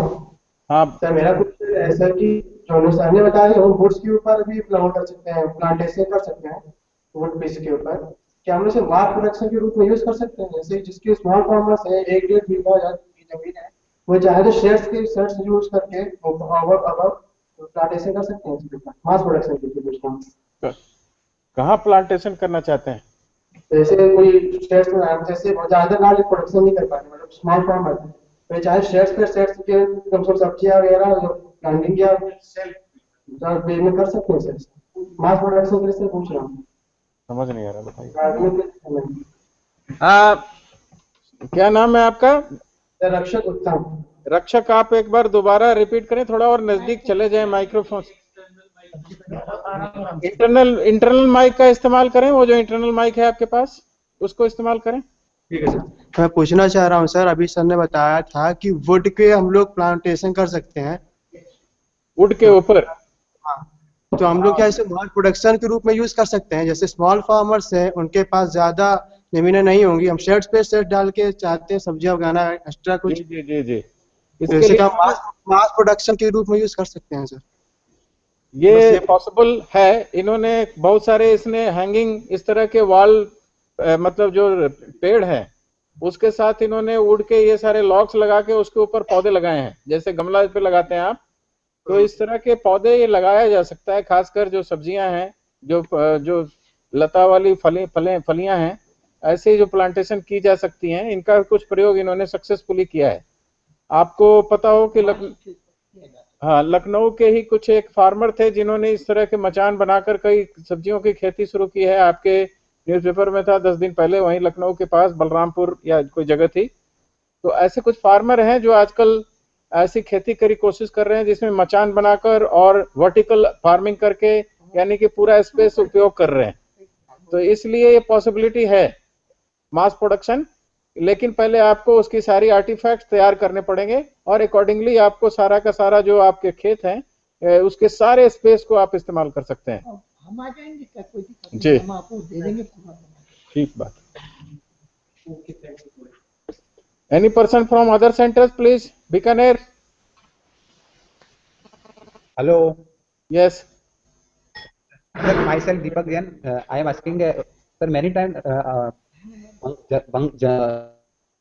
जंगलों में सर आग लग जाती है, तो सर उसमें क्या बहुत सारी वनस्पति अपनी नष्ट हो जाती है जो अनअवेलेबल है। सर उसका कोई ऐसा इम्प्रूवमेंट कर सकते हैं या हमें पहले इंफॉर्मेशन मिल सकती है जिससे हम उसको मतलब जहाँ ऐसा कुछ हो आग लगने का है तो उसको हम सेव कर सकें।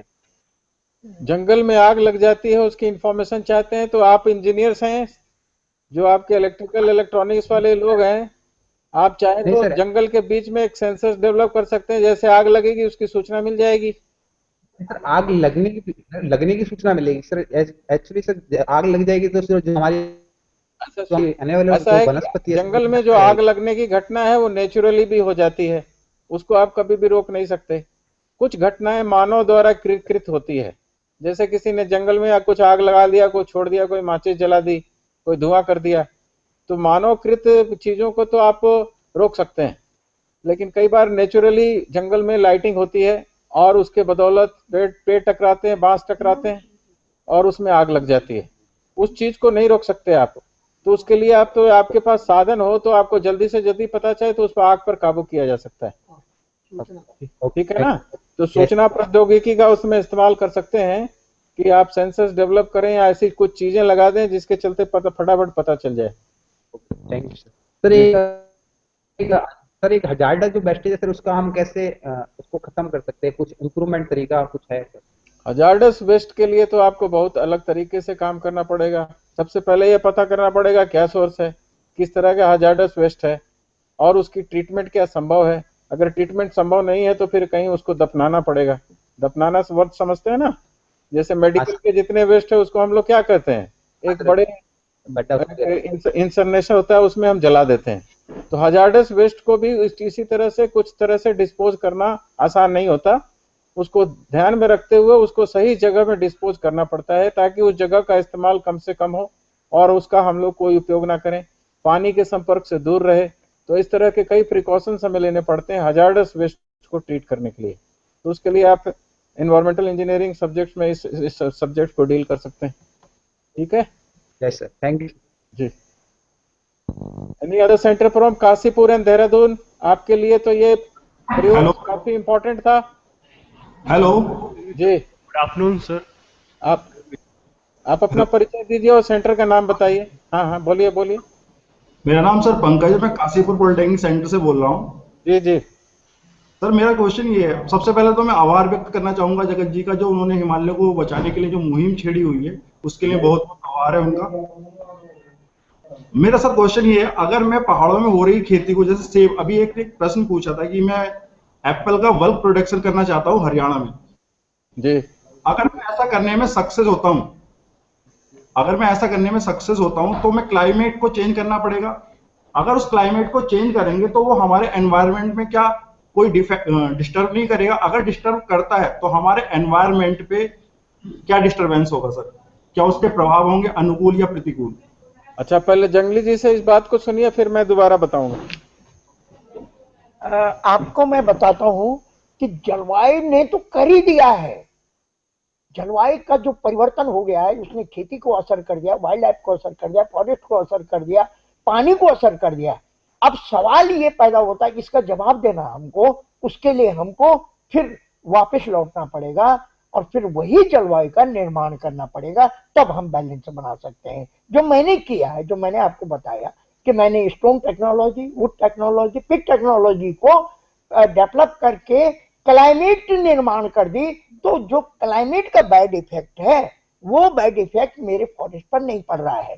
तो अब समय आ गया है कि हमको क्लाइमेट निर्माण की बात करनी पड़ेगी, क्योंकि क्लाइमेट बिगड़ते क्लाइमेट को आप कहेंगे कि धुआं, अब इतनी गाड़ियों का धुआं निकल रहा है, उसको कितनी फैक्ट्रियां हैं, वो बंद नहीं हो पाएंगी। लेकिन आपको अब जवाब देने का एक ही तरीका है कि जो धरती का हमने बिगाड़ा है उसको दोबारा से हम सुधारें और क्लाइमेट का निर्माण करें।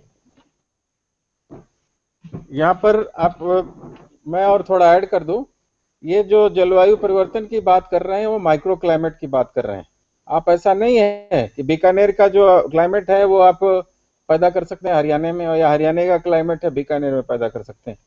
ये हम लोग माइक्रो क्लाइमेट करके हम उस क्लाइमेटिक चीजों को रेस्टोर कर सकते हैं। हमारी जो टेम्परेचर 1-8 डिग्री बढ़ रही हो तो वो रुक जाएगा, और हमारी जो वनस्पतियां उसके कारण मर रही थी वो बच जाएंगी, हमारे पेड़ पौधे फसलें जो खराब हो रही थी वो नहीं होंगे। तो ये माइक्रो क्लाइमेट निर्माण का मतलब यह है, ये नहीं कि आप जो बेर उगता है आपके रेगिस्तान में, इतने बड़े बड़े सेब की तरह बेर उगता है, उसको हम जम्मू एंड कश्मीर में उगाने लगेंगे, ऐसा संभव नहीं है, क्योंकि सारे क्लाइमेट के पेड़ पौधे सब अलग अलग हैं, वनस्पति भी अलग अलग। धन्यवाद। Any other question from Dehradun?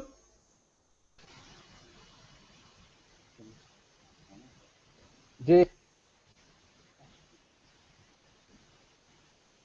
हाँ, बोलिए बोलिए प्लीज।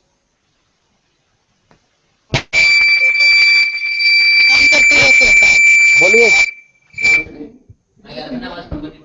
आप अपना नाम बताइए और फिर कुछ प्रश्न पूछिए।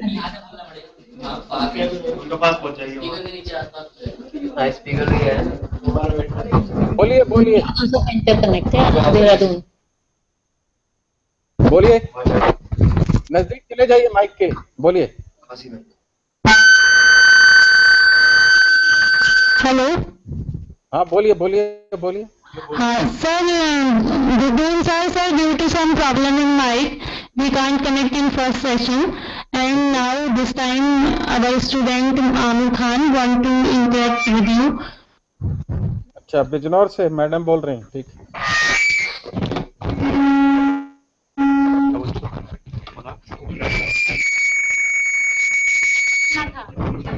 हेलो, जल्दी पूछें, आप अपना नाम बताइए। हेलो, और नजदीक आ जाओ सिस्टम के।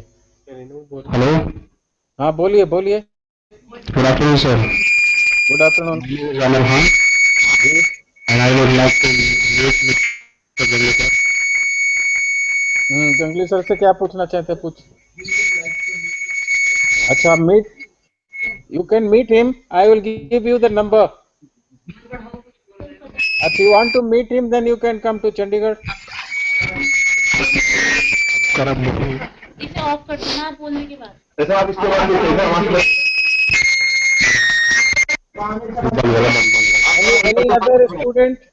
Any other student would like to ask some question?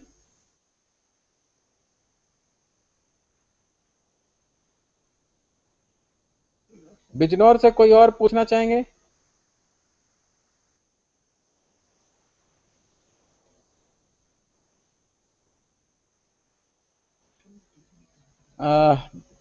Bijnor centre पे थोड़ी सी परेशानी आ रही है कनेक्टिविटी में, तब तक Dronacharya group of institution Noida.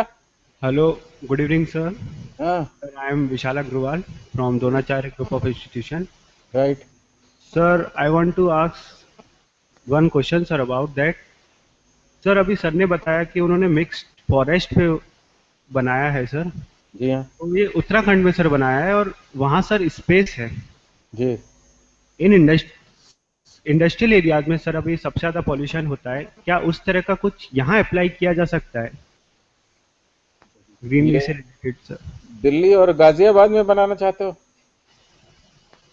What sir? Delhi या गाजियाबाद में? हाँ sir, cities like that.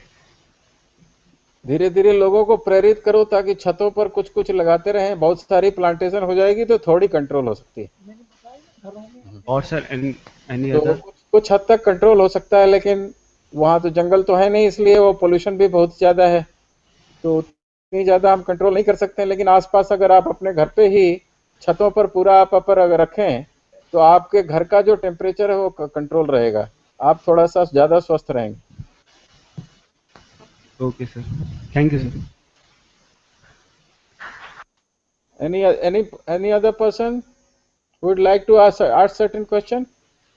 It's open for all. किसी के मन में कोई क्वेश्चन आ रहा है तो जरा आप खड़े हो जाएं और पूछें। काशीपुर वाले ट्राई कर रहे थे, Kashipur. One question from Kasipur sir. Hello sir, my name is Diwakar. हाँ दिवाकर, बोलो। मेरा क्वेश्चन है कि जैसे जो इंडस्ट्री से जो गैसेस निकलती है जैसे सल्फर डाइऑक्साइड, तो हम इनका पहले कोई यूज नहीं कर सकते हैं अपने फेवर में? सल्फर डाइऑक्साइड का? Yes sir. आप जो ऐसे गैसेस निकल रही हैं तो ये तो एफ्लुएंट के तौर पर बाहर निकल रही हैं, या उसको कन्वर्ट करके प्रेसिपिटेट कर सकते हो तो बच जाएगी, अदरवाइज सल्फर डाइऑक्साइड का इस्तेमाल क्या करोगे? है कोई इस्तेमाल? मेरे जहन में तो अभी कोई इस्तेमाल नजर नहीं आ रहा है, लेकिन आप अगर कोई नया इनोवेशन करेंगे तो you can try for that experiment कि ऐसे पदार्थ जिससे सल्फर डाइऑक्साइड निकल रही हो, उस सल्फर डाइऑक्साइड का हम कुछ इस्तेमाल कर पाएं। तो ये आपको पहले एक्सपेरिमेंट एक छोटा करना पड़ेगा आपको अपने लैब में, ठीक है ना? Yes sir. सर जैसे मैंने डिस्कवरी में देखा है कि उन्होंने सल्फर डाइऑक्साइड का कैल्शियम के साथ रिएक्शन करा के कैल्शियम सल्फेट यानी जिप्सम के उन्होंने एक स्लाइड्स बना दी है, तो उनका यूज में करा जा रहा है। ठीक बात है आपकी। तो कैल्शियम सल्फेट यानी जिप्सम बन जाएगा, वो हमारे काम आ सकता है। Yes sir. You are very right. तो ट्रैप करके उसको किस तरह से आप उसको प्रवाहित करें ताकि you can create or precipitate in the form of calcium sulfate। ठीक है, आपका सोचना। Any other question? काशीपुर से बस एक ही क्वेश्चन है, सिविल इंजीनियरिंग का क्वेश्चन तो नहीं था यार, केमिस्ट्री का क्वेश्चन था। Anybody civil engineering? Hello sir. Yes I am Girish Rawat from government polytechnic Kashipur. बोलिए सर। जैसे आप एनवायरनमेंट की बात कर रहे हो, अगर जैसे हम पहाड़ों की बात करें तो लोग माइग्रेट होकर नीचे को प्लेन्स की तरफ आ रहे हैं। अगर हम वहाँ कंस्ट्रक्शन नहीं करेंगे, कोई कॉलेज नहीं होंगे या उनके पास रोजगार नहीं होगा, तो लोग वहाँ क्यों रहेंगे? क्योंकि खेती से तो कुछ हो नहीं सकता। वो लोग केवल वहाँ कुछ टाइम काट सकते हैं, लेकिन उनको रोजगार तो चाहिए जी। तो सर वहाँ कंस्ट्रक्शन नहीं होगा। अगर एनवायरनमेंट की बात करेंगे तो फिर लोग क्यों रहेंगे वहाँ पे? जंगली जी आपको बताएंगे। ये बहुत अच्छा क्वेश्चन किया बेटे आपने, मैं आपको बधाई देता हूँ। सबसे बड़ी चीज ये है कि ये मेरे लिए भी चिंता का विषय है कि पूरे भारतवर्ष में उत्तराखंड एक ऐसा राज्य है जिसके पास 62% फॉरेस्ट लैंड है। कबर तो हमारे पास 41% है, लेकिन लैंड हमारे पास 62% है। 62% लैंड का युवा अगर प्लान कर रहा है तो ये चिंता की बात है पॉलिसी मेकर्स के लिए। अब समय आ गया है कि उत्तराखंड की ऐसी पॉलिसी बननी चाहिए कि जो वहां का युवा आप लोगों के आपकी तकनीकी ज्ञान को लेकर के ऐसे इनोवेशन को करते हुए 62% लैंड को इकोनॉमिकल बाइबल बनाएगा, तब जाकर के पलायन हमारा रुक जाएगा।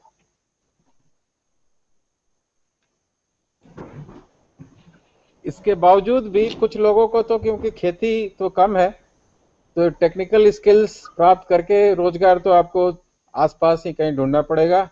हो सकता है आपको काशीपुर के प्लेन में मिल जाए, नहीं तो आपको नीचे जाना पड़ेगा। तो कुछ जॉब्स तो आप लोगों को बाहर जरूर लेनी पड़ेगी, क्योंकि जॉब्स की जो रिक्वायरमेंट्स हैं, स्वाभाविक है कि उत्तराखंड में सारे जॉब्स उपलब्ध नहीं हैं, लेकिन कुछ लोग खेती और इस तरह की नेचुरल व्यवस्था में वहां जुड़े रह सकते हैं और अपना जीव को उपार्जन वो लोग वहीं कर सकते हैं। ठीक है सर। एक जो हमारे जैसे सर हैं वो तो पुराने लोग हैं, वो लोग ये चीज कर सकते हैं, लेकिन जो नई यंग जनरेशन है वो उनमें से आप अगर आप सर्वे भी करें उसमें से 90% लोग ऐसे होंगे जो वहाँ नहीं रहना चाहते। इसका जवाब भी दे रहे हैं जंगली साहब, आपको रहना नहीं चाहते। प्लीज एक रिक्वेस्ट है आपसे, मैंने आपसे बताया कि जलवायु परिवर्तन का खतरा इतना बढ़ गया, चाहे आप बाहर जाएं अंदर रहें आपको कठिनाई होगी। मैं इसका एग्जांपल आपको दे रहा हूं। मेरा एक बेटा है देव राघवेंद्र, मैंने उसको कहा उसकी चॉइस कि वो होटल मैनेजमेंट करे, अच्छा जॉब करे, अच्छा खाए, नौकरी करे, लेकिन उसने एक बात कही कि पापा मैं वही काम करूंगा जो आपने किया। प्लीज लिसन, ये आपके लिए एक एग्जांपल है। मेरे बेटे ने एमएससी इन्वायरमेंट साइंस से किया, 1 साल का उसने इकोनॉमिक डिप्लोमा भी किया, और आज वो लड़का धरती को बचाने में मेरे साथ काम कर रहा है, इनोवेशन कर रहा है, नई नई तकनीकी उसको ऑफर आ रहे हैं, ऑर्गेनिक इंडिया से ऑफर आ रहे हैं, जगह जगह से आ रहे हैं, लेकिन वो घर से बाहर नहीं निकल रहा है, वो आज भी लगा हुआ है। आपने अपने आप में देखे, आप कुछ नहीं है। मैं आपको एक छोटा सा एग्जांपल दे दूं। पहाड़ के अंदर अगर 5,000 रुपया महीना का फिक्स हो जाए कि घर में रह के 5,000 मिलना ही मिलना है, तो वो घर में रह के 5,000 इक्विवेलेंट टू 25,000 दिल्ली और बंबई में जाकर के 25,000 भी उस 5,000 के मामले में कम पड़ेंगे। इसलिए आपके पास आप ऐसा इनोवेशन कीजिए, ऐसी तकनीकी कीजिए कि आपको बाहर जाने की नौबत ही ना आए, और उससे आपको दो चीज का सर्टिफिकेशन होगा। एक तो धरती को बचाने में आपका योगदान होगा, और आपके साथ साथ आप टेक्निकल ज्ञान के लोग हैं, आप वैज्ञानिक हैं, आपके साथ साथ 10 और लोग जुड़ करके अपनी आजीविका का समाधान ढूंढेंगे। इसकी लड़ाई हम लड़ रहे हैं, लड़ाई हमारी जारी है। अभी हमको उत्तराखंड को 1,000 करोड़ ग्रीन बोनस मिला है, जिसकी लड़ाई मैंने 97 में लड़ी थी, पैदल यात्रा करके दिल्ली राजघाट तक 1,000। अब हमारी लड़ाई ये है कि उस 1,000 करोड़ को एजुकेशनली इस तरीके से जो हमारे बच्चे पढ़े लिखे हैं उनको ऐसे प्रोत्साहित किया जाए तो अपने गांवों में जाके ऐसे इनोवेट करें, ऐसे कार्य करें जिससे उनकी आमदनी भी बढ़े और उनका स्वच्छ जीवन जीने की उनमें एक ललक पैदा हो। ये मैं आपसे भी रिक्वेस्ट कर रहा हूं।